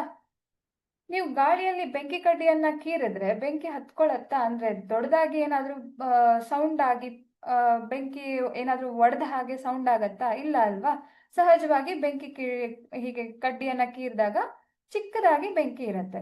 ಆದ್ರೆ ಹೈಡ್ರೋಜನ್ ಅನಿಲದ ಬಳಿ ನಾವು ಬೆಂಕಿಯನ್ನ ತಗೊಂಡು ಹೋದ್ರೆ ಅದು ಸೌಂಡ್ ಮಾಡತ್ತೆ, ಪಾಪ್ ಸೌಂಡ್ ಆಗಿ ಅದು ಒಡ್ಕೊಳತ್ತೆ. ಇಲ್ಲಿ ಗುಳ್ಳೆಗಳ ಹತ್ರ ನಾವು ಬೆಂಕಿ ಕಡ್ಡಿಯನ್ನ ತಗೊಂಡು ಹೋದಾಗ ಏನಾಗತ್ತೆ, ಆಕ್ಸಿಜನ್ ನ ಹತ್ರ ಹೋದಾಗ ಯಾವುದೇ ರೀತಿ ಆ ತರ ಏನು ಸೌಂಡ್ ಏನು ಕೇಳಲ್ಲ. ಬಟ್ ಹೈಡ್ರೋಜನ್ ಅನಿಲ ಬಿಡುಗಡೆ ಆದಾಗ ಅಲ್ಲೇನಾಗತ್ತೆ, ನಮಗೆ ಪಾಪ್ ಸೌಂಡ್ ಕೇಳತ್ತೆ. ಇಲ್ಲಿ ಆ್ಯನೋಡ್ನ ಬಳಿ ಆಕ್ಸಿಜನ್ ಬಿಡುಗಡೆ ಆಗಿರುತ್ತೆ, ಕ್ಯಾಥೋಡ್ನ ಬಳಿ ಹೈಡ್ರೋಜನ್ ಬಿಡುಗಡೆ ಆಗಿರುತ್ತೆ. ಅದನ್ನ ಪರೀಕ್ಷೆ ಮಾಡೋದು ನಾನು ಈಗಷ್ಟೇ ಹೇಳದ್ನಲ್ಲ, ಒಂದು ಚಿಕ್ಕದಾದಂತಹ ಬೆಂಕಿಯ ಆಕಾರವನ್ನ ತಗೊಂಡು ಹೋದ್ರೂ ಸಾಕಾಗಿರತ್ತೆ. ದೊಡ್ಡದಾಗಿ ತಗೊಂಡು ಹೋದ್ರೆ ತುಂಬಾನೇ ಡೇಂಜರಸ್. ಹಾಗಾಗಿ ನಾವು ದೊಡ್ಡ ಬೆಂಕಿಯ ಆಕಾರವನ್ನ ಯಾವುದನ್ನು ತಗೊಂಡು ಹೋಗ್ಬಾರ್ದು. ಹಾಗೆ ದೊಡ್ಡವರ ಗಮನ ಇಲ್ಲದೇನೆ ನಾವು ಈ ತರ ಪ್ರಯೋಗವನ್ನ ಮಾಡ್ಲೂಬಾರ್ದು. ಆದ್ರೆ ಇದು ಈ ಒಂದು ಏನು ಚಿತ್ರ ಇದೆಯಲ್ಲ, ಇದು ಪರೀಕ್ಷೆ ದೃಷ್ಟಿಯಲ್ಲೂ ತುಂಬಾ ಇಂಪಾರ್ಟೆಂಟ್ ಆಗಿರೋದಕ್ಕೆ ನೀವು ಈ ಚಿತ್ರವನ್ನ ಬಿಡಿಸೋದನ್ನ, ಹಾಗೆ ಇಲ್ಲಿ ಏನ್ ಆಗ್ತಾ ಇದೆ ಅನ್ನೋದನ್ನ ನೀವು ಅರ್ಥ ಮಾಡ್ಕೊಳ್ಳೋದು ಕೂಡ ಇಂಪಾರ್ಟೆಂಟ್ ಆಗಿರುತ್ತೆ. ನಾವಿಲ್ಲಿ ನೀರನ್ನ ತಗೊಂಡು ಅದಕ್ಕೆ ವಿದ್ಯುತ್ ಶಕ್ತಿಯನ್ನ ಕೊಟ್ಟಾಗ ಆ್ಯನೋಡ್ನ ಬಳಿ ಆಕ್ಸಿಜನ್ ಬಿಡುಗಡೆ ಆಗತ್ತೆ, ಕ್ಯಾಥೋಡ್ನ ಬಳಿ ಹೈಡ್ರೋಜನ್ ಬಿಡುಗಡೆ ಆಗತ್ತೆ. ನೀರು ವಿದ್ಯುತ್ ವಿಭಜನೆ ಆಗಿ, ನೀರಿನಲ್ಲಿರೋದು ಹೈಡ್ರೋಜನ್ ಮತ್ತೆ ಆಕ್ಸಿಜನ್ ಅಲ್ವಾ, ಆ ಎರಡು ವಿಭಜನೆಯನ್ನ ಹೊಂದಿ ಎರಡು ಬೇರೆ ಬೇರೆ ಅನಿಲಗಳಾಗಿ ನಮ್ಗೆ ಉತ್ಪನ್ನಗಳಾಗಿ ದೊರೆಯುತ್ತೆ. ಅದನ್ನ ನಾವು ಈ ರೀತಿಯಾಗಿ ಅದರ ಬಳಿ ಬೆಂಕಿಯ ಆಕಾರವನ್ನು ತಗೊಂಡು ಹೋದಾಗ ನಮ್ಗೆ ಅನಿಲ ಉತ್ಪತ್ತಿ ಆಗಿರೋದು ಗಮನಕ್ಕೆ ಬರುತ್ತೆ. ಈ ರೀತಿಯಾಗಿ ಈ ಪ್ರಯೋಗವನ್ನ ನಾವು ಮಾಡಿ ನೋಡಬಹುದು. ಅರ್ಥ ಆಗಿದ್ಯಾ? ಇದು ನೀರಿನ ವಿದ್ಯುತ್ ವಿಭಜನೆ, ನೀರು ಹೇಗೆ ವಿದ್ಯುತ್ ಶಕ್ತಿಯಿಂದ ವಿಭಜನೆ ಆಯ್ತು ಅನ್ನೋದನ್ನ ನಾವು ಈ ಪ್ರಯೋಗದ ಮೂಲಕ ಅರ್ಥ ಮಾಡ್ಕೊಳ್ಬಹುದು. ಈ ಚಿತ್ರವನ್ನ ನೀವು ಬರೆದು ಪ್ರಾಕ್ಟೀಸ್ ಮಾಡಿ, ಬಿಡಿಸಿ ಪ್ರಾಕ್ಟೀಸ್ ಮಾಡಿ. ನಿಮ್ಗೆ ನೀವು ಪ್ರತಿನಿತ್ಯ ಒಂದು 5 ನಿಮಿಷ ಈ ತರ ಚಿತ್ರಗಳಿಗೆ ಡೈಗ್ರಾಮ್ಸ್ ಏನ್ ಬರುತ್ತಲ್ಲ ಅದಕ್ಕೆ ಟೈಮ್ ಕೊಟ್ರೆ ನಿಮ್ಗೆ ಎಕ್ಸಾಮ್ ಟೈಮಲ್ಲೂ ಕೂಡ ಹೆಲ್ಪ್ ಆಗತ್ತೆ. ಆಮೇಲೆ ಜಾಸ್ತಿ ಪ್ರಾಕ್ಟೀಸಿನ ಅವಶ್ಯಕತೆ ಇರಲ್ಲ ಕೊನೆ ಮೊಮೆಂಟ್ ಅಲ್ಲಿ. ಇದು ಸೂರ್ಯನ, ಈಗ ನಾವು ವಿದ್ಯುತ್ ಶಕ್ತಿದ್ ನೋಡಿದ್ವಿ, ಉಷ್ಣ ಶಕ್ತಿದ್ ನೋಡಿದ್ವಿ ಅಲ್ವಾ. ಇದು ಸೂರ್ಯನ ಬೆಳಕಿನಿಂದ ವಿದ್ಯುತ್ ವಿಭಜನೆ ಆಗ್ತಾ ಇರೋದಕ್ಕೆ ಒಂದು ಉದಾಹರಣೆ. ಇಲ್ಲಿ ಬೆಳ್ಳಿಯ ಕ್ಲೋರೈಡ್ ಅನ್ನ, ಸಿಲ್ವರ್ ಕ್ಲೋರೈಡ್ ಅನ್ನ ಇಟ್ಕೊಂಡು ಸೂರ್ಯನ ಬೆಳಕನ್ನ ಹೀಗೆ ಹಾಯಿಸಿದಾಗ ಏನಾಗ್ತಾ ಇದೆ, ಇದರಲ್ಲಿ ಬೆಳ್ಳಿಯ ಕ್ಲೋರೈಡ್ ಇರೋದು ವಿಭಜನೆಯಾಗಿ ಈ ರೀತಿಯಾಗಿ ನಮ್ಗೆ ಬೆಳ್ಳಿ ಮತ್ತೆ ಕ್ಲೋರಿನ್ ಅನಿಲ ಆಯ್ತಾ, ಅದು ಈ ರೀತಿಯಾಗಿ ವಿಭಜನೆಯನ್ನ ಹೊಂದಿ ಬೆಳ್ಳಿ ಮತ್ತೆ ಕ್ಲೋರಿನ್ ನಮ್ಗೆ ಉತ್ಪನ್ನಗಳು ದೊರೀತಾ ಇರೋದನ್ನ ನಾವು ಗಮನಿಸಬಹುದು. ಚಿತ್ರದಲ್ಲಿ ನಿಮ್ಗೆ ಸೂರ್ಯನ ಬೆಳಕು ಹೀಗೆ ಒಂದು, ಇದು ವಾಚ್ ಗ್ಲಾಸ್, ನಿಮ್ಗೆ ಸುಮಾರಷ್ಟು ಈಗ ನಿನ್ನೆ ಇವತ್ತಿನ ಸುಮಾರಷ್ಟು ಪ್ರಯೋಗದಲ್ಲಿ ನಾವು ವಾಚ್ ಗ್ಲಾಸ್ ಅನ್ನ ತಗೊಂಡು ಮಾಡಿರೋದನ್ನ ನೀವು ನೋಡಿರಬಹುದು ಅಲ್ವಾ. ಹೀಗೆ ವಾಚ್ ಗ್ಲಾಸ್ ಅಲ್ಲಿ ನಾವು ಸಿಲ್ವರ್ ಅಥವಾ ಬೆಳ್ಳಿಯ ಕ್ಲೋರೈಡ್ ಅನ್ನ ಹೀಗಿಟ್ಟಾಗ ಅದಕ್ಕೆ ಸೂರ್ಯನ ಬೆಳಕು ಬಿದ್ದಾಗ ಅದು ಈ ರೀತಿಯಾಗಿ ವಿಭಜನೆಯನ್ನ ಹೊಂದುತ್ತೆ. ಇದು ಸಿಲ್ವರ್ ಕ್ಲೋರೈಡ್ದಾದ್ರೆ, ಇದು ಬೆಳ್ಳಿಯ ಕ್ಲೋರೈಡ್ದಾದ್ರೆ ಇದೇ ರೀತಿ ಬ್ರೋಮೈಡ್ಗೂ ಕೂಡ ಇದೆ ಸೇಮ್ ಏನು ಕ್ರಿಯೆ ಬ್ರೋಮೈಡ್ ಜೊತೆಗೂ ಕೂಡ ಆಗತ್ತೆ. ಸಿಲ್ವರ್ ಬ್ರೋಮೈಡ್ ಜೊತೆಗೂ ಇದು ಸೇಮ್ ಕ್ರಿಯೆ ಆಗತ್ತೆ. ನಾವು ಇದನ್ನ ಗಮನಿಸಬಹುದು. ಸೊ ಇದೆಲ್ಲದರಲ್ಲೂ ಶಕ್ತಿಯ ಹೀರಿಕೆ ಆಗಿರೋದ್ರಿಂದ ಇಂತಹ ಕ್ರಿಯೆಗಳನ್ನ ನಾವು ಅಂತರುಷ್ಣಕ ಕ್ರಿಯೆ ಅಂತ ಕರಿತೀವಿ. ಇದು ರಾಸಾಯನಿಕ ಕ್ರಿಯೆಯ 2ನೇ ವಿಧ. ಅರ್ಥ ಆಗಿದ್ಯಾ? ಓಕೆ. 3ನೇಯದ್ದು ಸ್ಥಾನಪಲ್ಲಟ ಕ್ರಿಯೆ. ಸ್ಥಾನಪಲ್ಲಟ ಕ್ರಿಯೆ ಅಂದ್ರೆ ಏನು? ನಾನು ಇದನ್ನ ನಿಮಗೆ ತುಂಬಾ ಹೀಗೆ ಈಸಿ ಆಗೋ ರೀತಿ ಹೇಳಬೇಕು ಅಂದ್ರೆ, ನೀವು ಕ್ಲಾಸ್ ರೂಮ್ ಅಲ್ಲಿ ಬೆಂಚ್ಗಳಲ್ಲಿ ಕುತ್ಕೊಳ್ತೀರಾ ಅಲ್ವಾ. ಮೊದಲು ಯಾರೋ ಇಬ್ರು ಹೇಗೆ ಹೇಳೋದು, ಒಂದು ರಮೇಶ ಮತ್ತೆ ಮಹೇಶ ಅಂತ ತಗೊಳ್ಳೋಣ. ರಮೇಶ ಮತ್ತೆ ಮಹೇಶ ಫ್ರೆಂಡ್ಸು, ಅವರಿಬ್ರು ಒಟ್ಟಿಗೆ ಕೂತಿರ್ತಾರೆ. ಒಂದು 4 ದಿನ ಬಿಟ್ಟು ಸುರೇಶ ಅನ್ನುವಂಥವನು ಬರ್ತಾನೆ. ಈ ಮಹೇಶ ಮತ್ತೆ ಸುರೇಶ ಬಾಲ್ಯದಿಂದನೂ ಸ್ನೇಹಿತರು, ಚೈಲ್ಡ್ಹುಡ್ ಫ್ರೆಂಡ್ಸ್, ಬೆಸ್ಟ್ ಫ್ರೆಂಡ್ಸ್ ಅಂತ ಹೇಳ್ತಾರಲ್ಲ ಆ ಥರ. ಆದ್ರೆ ರಮೇಶ ಮತ್ತೆ ಮಹೇಶ ಮೊದಲಿಂದ ಒಟ್ಟಿಗೆ ಕೂತಿರ್ತಾರಲ್ವಾ, ಹಾಗಾಗಿ ಅವರಿಬ್ರು ಅಷ್ಟು ದಿನ ಒಟ್ಟಿಗೆ ಕೂತಿದ್ರು. ಯಾವಾಗ ಮಹೇಶ ಸುರೇಶನ್ನ ನೋಡ್ದ, ಓ ನನ್ನ ಚೈಲ್ಡ್ಹುಡ್ ಫ್ರೆಂಡ್ ಬಂದ ಅಂತ ಹೇಳಿ ಈ ರಮೇಶನ್ನ ಬಿಟ್ಟಾಕಿ ಸುರೇಶನ್ ಜೊತೆಗೆ ಹೋಗಿ ಕೂತ್ಕೊಂಡ. ಈ ರೀತಿಯಾಗಿ ನಾವು ಸ್ಥಾನಪಲ್ಲಟ ಕ್ರಿಯೆಯನ್ನ ನಾವು ತುಂಬಾ ಸುಲಭವಾಗಿ ಅರ್ಥ ಮಾಡ್ಕೊಳ್ಬಹುದು. ಸುಲಭ ಇದೆ ಅಲ್ವಾ ಮಕ್ಳೇ? ತುಂಬಾನೇ ಸುಲಭ ಇದೆ. ಇಲ್ಲಿ ಏನಾಗತ್ತೆ, ಎ ಮತ್ತೆ ಬಿ ಅನ್ನುವಂತಹದ್ದು 2 ಅಣು ಅಥವಾ ಪರಮಾಣುಗಳೇನಾಗಿರತ್ತೆ, ಪರಸ್ಪರ ಸೇರ್ಕೊಂಡು ಒಂದು ಸಂಯುಕ್ತವನ್ನ ಉಂಟು ಮಾಡಿ ಅವು ಅವ್ರ ಪಾಡಿಗವು ಇರತ್ತೆ. ಆದ್ರೆ ಸಿ ಅನ್ನುವಂತಹದ್ದು ಇನ್ನೊಂದು ಪ್ರತಿವರ್ತಕ ಬಂದಾಗ ಅದು ಎ ಅಥವಾ ಬಿ ಅನ್ನ ಅದರ ಜಾಗದಿಂದ ಎಪ್ಸಿ ದೂರ ಕಳಿಸಿ ತಾನು ಹೋಗಿ ಅಲ್ಲಿ ಕುತ್ಕೊಬಿಡತ್ತೆ. ನೀವು ಈ ಚಿತ್ರದಲ್ಲಿ ಅದನ್ನ ಗಮನಿಸಬಹುದು. ಈ ಎ ಬಿ ಅನ್ನುವಂತಹದ್ದು ಒಂದು ಅಣು ಅಂತ ಅನ್ಕೊಳ್ಳೋಣ. ಸಿ ಅನ್ನುವಂತಹದ್ದು ಒಂದು ಪರಮಾಣು. ಈ ಸಿ ಪರಮಾಣು ಏನ್ ಮಾಡತ್ತೆ, ಎ ಅನ್ನ ಬಿ ಇಂದ ದೂರ ಮಾಡಿ ಬಿ ಜೊತೆಗೆ ತಾನು ಫ್ರೆಂಡ್ಶಿಪ್ ಅನ್ನ ಮಾಡಿಕೊಂಡು ಇಲ್ಲಿ ಬಿ ಸಿ ಅನ್ನುವಂತಹ ಒಂದು ಪರಮಾಣುವನ್ನ ಮಾಡ್ತಾ ಇದೆ. ಇದು ನಿಮ್ಗೆ ಕಾಣಿಸ್ತಾ ಇದೆಯಾ? ಈ ಚಿತ್ರದಲ್ಲಿ ಎ ಅನ್ನ ದೂರ ಮಾಡಿ ಬಿ ಸಿ ಜೊತೆಯಲ್ಲಿ ಒಟ್ಟಿಗೆ ಅವು ವರ್ತಿಸಿ ಅವು ಒಂದು ಸಂಯುಕ್ತವನ್ನ ನಿರ್ಮಾಣ ಮಾಡುತ್ತೆ. ಈ ರೀತಿಯಾಗಿ ಇಲ್ಲಿ ಎ ಬಿ ಇಂದ ಸ್ಥಾನ ಪಲ್ಲಟ ಆಯ್ತು, ಅಂದ್ರೆ ಅದರ ಜಾಗ ಬದಲಾವಣೆ ಆಗೋಯ್ತು. ಅದರ ಜಾಗದಲ್ಲಿ ಬೇರೆ ಒಂದು ವಸ್ತು ಬಂದು ಕುತ್ಕೊಳ್ತಾ ಇದೆ. ಹಾಗಾಗಿ ಸ್ಥಾನ ಪಲ್ಲಟ ಕ್ರಿಯೆ ಅಂತ ಕರಿತೀವಿ. ಪಲ್ಲಟ ಅಂದ್ರೆ ಏನು? ಅದು ಬೇರೆ ಒಂದು ಜಾಗಕ್ಕೆ ಆ ವಸ್ತು ಮೂವ್ ಆಗತ್ತೆ, ಹಾಗೆ ಅದರ ಜಾಗದಲ್ಲಿ ಬೇರೆ ಒಂದು ವಸ್ತು ಬಂದು ಕುತ್ಕೊಳ್ಳತ್ತೆ. ಅರ್ಥ ಆಯ್ತಾ? ಸೊ ನಾವು ಅದಕ್ಕೆ ಒಂದು ಪ್ರಯೋಗವನ್ನ ನೋಡೋದಿದ್ರೆ, ಇಲ್ಲಿ ಈ ರೀತಿಯಾಗಿ ಗಾಜಿನ ಪ್ರನಾಳದಲ್ಲಿ ನಾವೇನ್ ಮಾಡ್ತಾ ಇದ್ದೀವಿ, ಇಲ್ಲಿ ನೀಲಿ ಕಲರಿನ ದ್ರಾವಣ ಕಾಣಿಸ್ತಾ ಇದೆಯಾ ನಿಮ್ಗೆ? ನೀಲಿ ಕಲರ್ ಅಲ್ಲಿ ಇದೆ. ಈ ನೀಲಿ ಕಲರಿನ ದ್ರಾವಣ ಏನು ಅಂತ ಅಂದ್ರೆ ಅದು ತಾಮ್ರದ ಸಲ್ಫೇಟ್ ದ್ರಾವಣ. ತಾಮ್ರದ ಸಲ್ಫೇಟ್ ಸಾಮಾನ್ಯವಾಗಿ ನೀಲಿ ಕಲರ್ ಅಲ್ಲಿ, ಸ್ಕೈ ಬ್ಲೂ ಅಂತ ಕರಿತೀವಿ ಅಲ್ವಾ ನಾವು, ಆ ಕಲರ್ ಅಲ್ಲಿ ಇರುತ್ತೆ. ಸ್ಕೈ ಬ್ಲೂ ದ್ರಾವಣವಾಗಿರುತ್ತೆ. ಅದರಲ್ಲಿ 2 ಕಬ್ಬಿಣದ ಮೊಳೆಯನ್ನ ನಾವು ಹೀಗೆ ಮುಳುಗಿಸಿದಾಗ, ಕಬ್ಬಿಣ ಅಂದ್ರೆ Fe, ನಿನ್ನೆನೂ ನಾನು ಹೇಳಿದ್ದೆ ಅಲ್ವಾ, ಕೆಲವೊಂದಿಷ್ಟನ್ನ ನೀವು ಧಾತುಗಳ ಸಂಕೇತಗಳನ್ನ ನೆನಪಲ್ಲಿ ಇಟ್ಕೊಳ್ಳಿ. ಮತ್ತೆ ಮತ್ತೆ ನಾವು ಅದನ್ನ ಬಳಸ್ತಾ ಇರ್ತೀವಿ. ಈ ಅಧ್ಯಾಯದಲ್ಲಿರಬಹುದು, ಮುಂದೆ ಬರುವಂತಹ ತರಗತಿಗಳಲ್ಲೂ ನಾವು ಅಭ್ಯಾಸವನ್ನ ಮಾಡ್ತಾ ಇರ್ತೀವಿ. ಹಾಗಾಗಿ ಅದನ್ನ ಸಾಧ್ಯವಾದಷ್ಟು ನೆನಪಲ್ಲಿ ಇಟ್ಕೊಳ್ಳಿ, ಬರೆದು ಪ್ರಾಕ್ಟೀಸ್ ಮಾಡಿ. ಈ ರೀತಿಯಾಗಿ ನಾವು ನೆನ್ಪಿಟ್ಕೊಳ್ಳೋದಕ್ಕೆ ಪ್ರಯತ್ನವನ್ನ ಮಾಡೋಣ. ಸೊ ಇಲ್ಲೇನಾಗ್ತಾ ಇದೆ, ತಾಮ್ರದ ಸಲ್ಫೇಟ್ ದ್ರಾವಣದಲ್ಲಿ ಕಬ್ಬಿಣದ ಮೊಳೆಯನ್ನ ಈ ರೀತಿಯಾಗಿ ಮುಳುಗಿಸಿಟ್ಟಿದ್ದಾರೆ. 2 ಕಬ್ಬಿಣದ ಮೊಳೆಯನ್ನ ಮುಳುಗಿಸಿಟ್ಟು ಆಮೇಲೆ ಸ್ವಲ್ಪ ಸಮಯದ ನಂತರ ಅದನ್ನ ಹೊರಗಡೆ ತೆಗೆದಾಗ ಅದರಲ್ಲಿ ನಾವು ಬದಲಾವಣೆಯನ್ನ ನೋಡಬಹುದು. ಆ ಒಂದು ಚಿತ್ರವನ್ನ ಇಲ್ಲಿ ಹೀಗೆ ತೋರಿಸಿದ್ದಾರೆ, ಕಾಣಿಸ್ತಾ ಇದೆಯಾ ನಿಮ್ಗೆ ಚಿತ್ರದಲ್ಲಿ? ಮೊದಲಿಗೆ ಕಬ್ಬಿಣದ ಮೊಳೆ ಈ ರೀತಿಯಾಗಿ ಇತ್ತು. ನೀವು ಮನೇಲೆಲ್ಲ ಕಬ್ಬಿಣದ ಮೊಳೆನ ನೋಡಿರ್ತೀರ ಅಲ್ವಾ? ಯಾವ ಕಲರ್ ಅಲ್ಲಿ ಇರತ್ತೆ? ಗ್ರೇ ಕಲರ್ ಅಲ್ಲಿ ಇರತ್ತೆ ಸಾಮಾನ್ಯವಾಗಿ, ಹೌದಾ? ಅದನ್ನ ಇಲ್ಲಿ ಈ ತರ ಚಿತ್ರದಲ್ಲಿ ತೋರಿಸಿದ್ದಾರೆ. ಇದು ಪ್ರಯೋಗ ಮಾಡೋಕ್ಕಿಂತ ಮುಂಚೆ ಇದ್ದಂತಹ ಕಬ್ಬಿಣದ ಮೊಳೆ. ಅದೇ ಪ್ರಯೋಗ ಮಾಡಿದಾಗ, ಅಂದ್ರೆ ತಾಮ್ರದ ಸಲ್ಫೇಟ್ ನಲ್ಲಿ ಆ ಮೊಳೆಯನ್ನ ಮುಳುಗಿಸಿ ತೆಗೆದಾದ್ಮೇಲೆ ಕಬ್ಬಿಣದ ಮೊಳೆಯಲ್ಲಿ ಬಣ್ಣ ಬದಲಾವಣೆಯನ್ನ ನಾವು ಕಾಣಬಹುದು. ಇಲ್ಲಿ ನೋಡಿ, ಅದನ್ನ ಈ 2ನೇ ಮೊಳೆಯಲ್ಲಿ ಅದನ್ನ ಸೂಚಿಸ್ತಾ ಇದ್ದಾರೆ, ತೋರಿಸ್ತಾ ಇದ್ದಾರೆ. ಇದರ ಬಣ್ಣ ಬದಲಾವಣೆ ಆಗಿದೆ. ಕಬ್ಬಿಣದ ಮೊಳೆ ಗ್ರೇ ಕಲರ್ ಏನಿತ್ತಲ್ಲ ಅದು ಹೋಗಿ ಬ್ರೌನ್ ಕಲರ್ ಅಲ್ಲಿ ಆಗಿದೆ. ಯಾಕೆ ಆಯ್ತು? ಏನು ಕ್ರಿಯೆ ನಡೆದಿರಬಹುದು ಹಾಗಿದ್ರೆ? ಇದರಲ್ಲಿ ನಾವು ತಗೊಂಡಿದ್ದಂತಹದ್ದು ತಾಮ್ರದ ಸಲ್ಫೇಟ್ ದ್ರಾವಣ, ಅದಕ್ಕೆ ಕಬ್ಬಿಣದ ಮೊಳೆಯನ್ನ ನಾವು ಸೇರಿಸ್ತಾ ಇದ್ದೀವಿ, ಬಣ್ಣ ಬದಲಾವಣೆ ಆಗಿದೆ. ಯಾಕಾಗಿ ಬಣ್ಣ ಬದಲಾವಣೆ ಆಗಿರಬಹುದು? ಸ್ಥಾನ ಪಲ್ಲಟ ಕ್ರಿಯೆ ಅಂತ ನಾವು ಅಭ್ಯಾಸ ಮಾಡ್ತಾ ಇದ್ದೀವಿ, ಹೌದಾ? ಸೊ ಇಲ್ಲಿ ಏನಾಗ್ತಾ ಇದೆ ಅಂದ್ರೆ ನೋಡಿ, ತಾಮ್ರದ ಸಲ್ಫೇಟ್ನ ಸೂತ್ರ ಇದು ಇಲ್ಲಿ ಕಾಣಿಸ್ತಾ ಇದೆಯಲ್ಲ, CuSO4 ಅಂತ. Cu ಅಂದ್ರೆ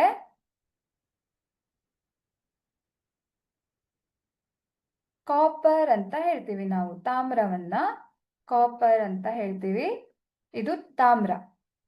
SO4 ಅಂತೂ ನಿನ್ನೆಯಿಂದ ಸಾಕಷ್ಟು ಸಲ ಬಳಸಿದೀವಿ ಅಲ್ವಾ? SO4 ಅಂದ್ರೆ ಸಲ್ಫೇಟ್.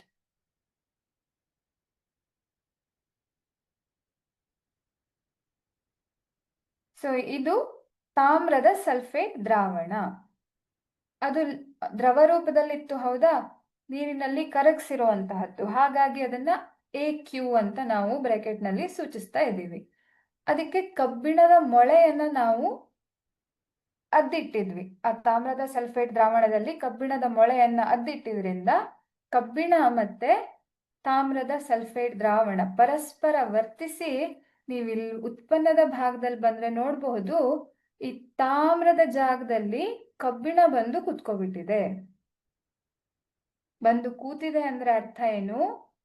ಕಬ್ಬಿಣ ತಾಮ್ರದ ಸ್ಥಾನವನ್ನ ಪಲ್ಲಟ ಮಾಡಿದೆ, ಅದರ ಜಾಗವನ್ನ ಬದಲಾವಣೆ ಮಾಡಿ ಅದರ ಜಾಗಕ್ಕೆ ತಾನು ಹೋಗಿ ಕೂತ್ಕೊಂಡಿರೋದು. ಅರ್ಥ ಆಗ್ತಾ ಇದೆಯಾ? Fe ಅಂದ್ರೆ ಕಬ್ಬಿಣ.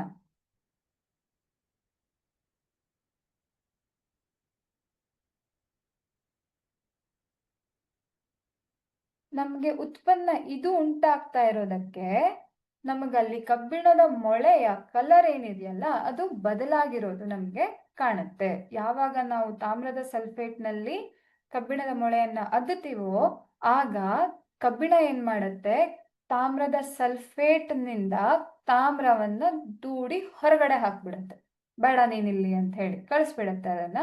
ಹಾಗೆ ತಾಮ್ರದ ಜಾಗಕ್ಕೆ ತಾನು ಬಂದು ಕುತ್ಕೊಂಡು ಕಬ್ಬಿಣದ ಸಲ್ಫೇಟ್ ಅನ್ನ ಇದು ಉಂಟು ಮಾಡುತ್ತೆ. ಹಾಗೇನೆ ತಾಮ್ರವನ್ನ ಉತ್ಪನ್ನವಾಗಿ ಕೊಡ್ತಾ ಇದೆ. ತಾಮ್ರದ ಸ್ಥಾನ ಪಲ್ಲಟ ಆಗಿದೆ. ಹಾಗಾಗಿ ಇಲ್ಲಿ ಏನಾಗತ್ತೆ,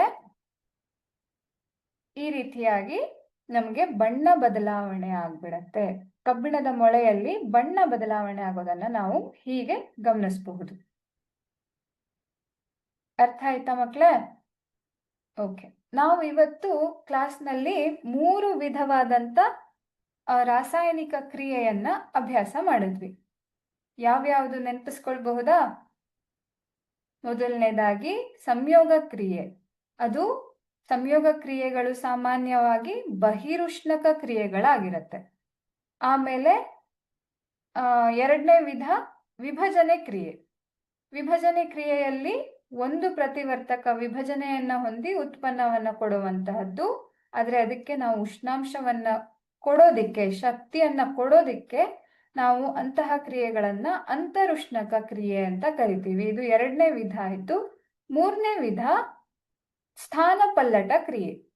ಯಾವ್ದಾದ್ರೂ ಒಂದು ಪ್ರತಿವರ್ತಕ ಇನ್ನೊಂದರಲ್ಲಿರುವಂತಹ ಯಾವ್ದಾದ್ರೂ ಒಂದು ಪರಮಾಣುವನ್ನ ಸ್ಥಾನ ಪಲ್ಲಟಗೊಳಿಸಿದ್ರೆ ಅಂತಹ ಕ್ರಿಯೆಗಳನ್ನ ನಾವೇನಂತ ಕರಿತೀವಿ? ಸ್ಥಾನ ಪಲ್ಲಟ ಕ್ರಿಯೆ ಅಂತ ಕರಿತೀವಿ. ಇಲ್ಲಿ ನೋಡಿ, ಈ ಉದಾಹರಣೆಯಲ್ಲಿ ಕಬ್ಬಿಣ ತಾಮ್ರದ ಸ್ಥಾನ ಪಲ್ಲಟವನ್ನ ಮಾಡ್ತಾ ಇದೆ, ಹೌದಾ? ನಿಮ್ಗೆ ಅದಕ್ಕೆ ಒಂದು ಪ್ರಯೋಗವನ್ನ ನೋಡೋದಾದ್ರೆ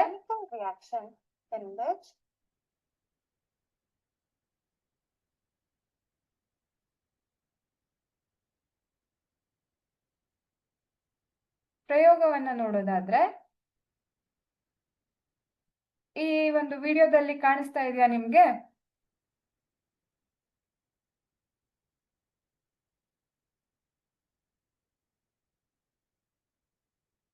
ಒಂದು ನಿಮಿಷ.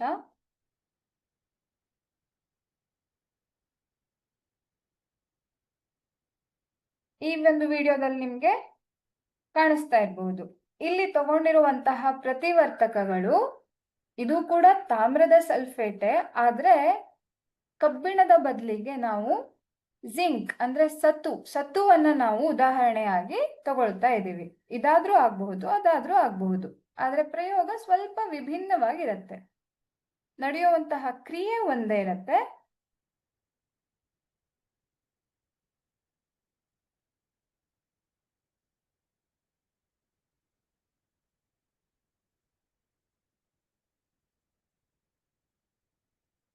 ಸೊ ಇಲ್ಲಿ ಸತು ಮತ್ತೆ ತಾಮ್ರದ ಸಲ್ಫೇಟ್ ಅನ್ನ ತಗೊಂಡು ನಾವು ಪರಸ್ಪರ ವರ್ತಿಸಿದಾಗ ಅದು ಏನಾಗ್ತಾ ಇದೆ ನೀವು ಈ ವಿಡಿಯೋದಲ್ಲಿ ನೋಡಬಹುದು.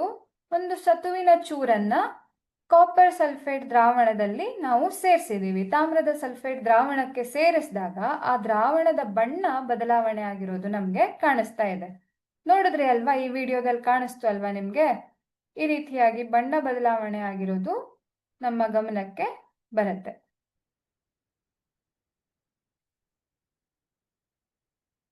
ಇಲ್ಲಿ ನೋಡಿ, ಮೊದಲು ಇದು ನೀಲಿ ಕಲರ್ ಅಲ್ಲಿ ಇತ್ತು. ನಾನು ಆಗ್ಲೇ ಹೇಳ್ದೆ ತಾಮ್ರದ ಸಲ್ಫೇಟ್ ದ್ರಾವಣ ಸ್ಕೈ ಬ್ಲೂ ಕಲರ್ ಅಲ್ಲಿ ಇರುತ್ತೆ ಅಂತ. ಅದು ಬಣ್ಣ ಬದಲಾವಣೆ ಆಗಿ ಪಿಂಕಿಶ್ ರೆಡ್ ಕಲರಿಗೆ ಇದು ತಿರುಗ್ಬಿಡತ್ತೆ. ಕ್ರಿಯೆ ನಡೆದಾಗ ಅದೇನಾಗತ್ತೆ, ನಮ್ಗೆ ತಾಮ್ರದ ಸ್ಥಾನ ಪಲ್ಲಟ ಆಗಿ ಸತುವಿನ ಸಲ್ಫೇಟ್ ದ್ರಾವಣ ದೊರೆಯುತ್ತೆ. ಹಾಗಾಗಿ ಅದರಲ್ಲಿ ಬಣ್ಣ ಬದಲಾವಣೆ ಆಗ್ತಾ ಇರೋದನ್ನ ನಾವಿಲ್ಲಿ ಗಮನಿಸಬಹುದು. ಸೊ ನಾವು ಸ್ಥಾನಪಲ್ಲಟ ಕ್ರಿಯೆಯನ್ನ ವ್ಯಾಖ್ಯಾನ ಮಾಡೋದಿದ್ರೆ ಅದನ್ನ ಈ ರೀತಿಯಾಗಿ ಹೇಳ್ಬೋದು. ಪರಮಾಣುಗಳ ಗುಂಪಿನಲ್ಲಿ ಒಂದು ಪರಮಾಣು ಇನ್ನೊಂದು ಪರಮಾಣುವಿನಿಂದ ಏನು ಅದರ ಜಾಗ ಚೇಂಜ್ ಆದ್ರೆ ಅಥವಾ ಎಕ್ಸ್ಚೇಂಜ್ ಆದ್ರೆ, ಪಲ್ಲಟ ಆದ್ರೆ ನಾವು ಅಂತಹ ಒಂದು ಕ್ರಿಯೆಯನ್ನ ಸ್ಥಾನಪಲ್ಲಟ ಕ್ರಿಯೆ ಅಂತ ಕರಿತೀವಿ. ಇದು 3ನೇ ವಿಧ. ಅರ್ಥ ಆಗಿದ್ಯಾ ಮಕ್ಕಳೇ? ಓಕೆ.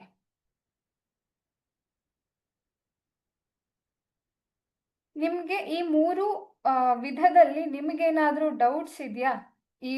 ಈ ಕ್ರಿಯೆ ಬಗ್ಗೆ ನನಗೆ ಅರ್ಥ ಆಗಿಲ್ಲ, ಅಥವಾ ಈ ಕ್ರಿಯೆ ಏನು, ಹೇಗಾಯ್ತು, ಇದ್ರ ಬಗ್ಗೆ ನಿಮ್ಗೆ ಏನಾದ್ರೂ ಡೌಟ್ಸ್ ಇದೆಯಾ? ಡೌಟ್ಸ್ ಇದ್ರೆ ಕೇಳ್ಕೊಳ್ಳಿ.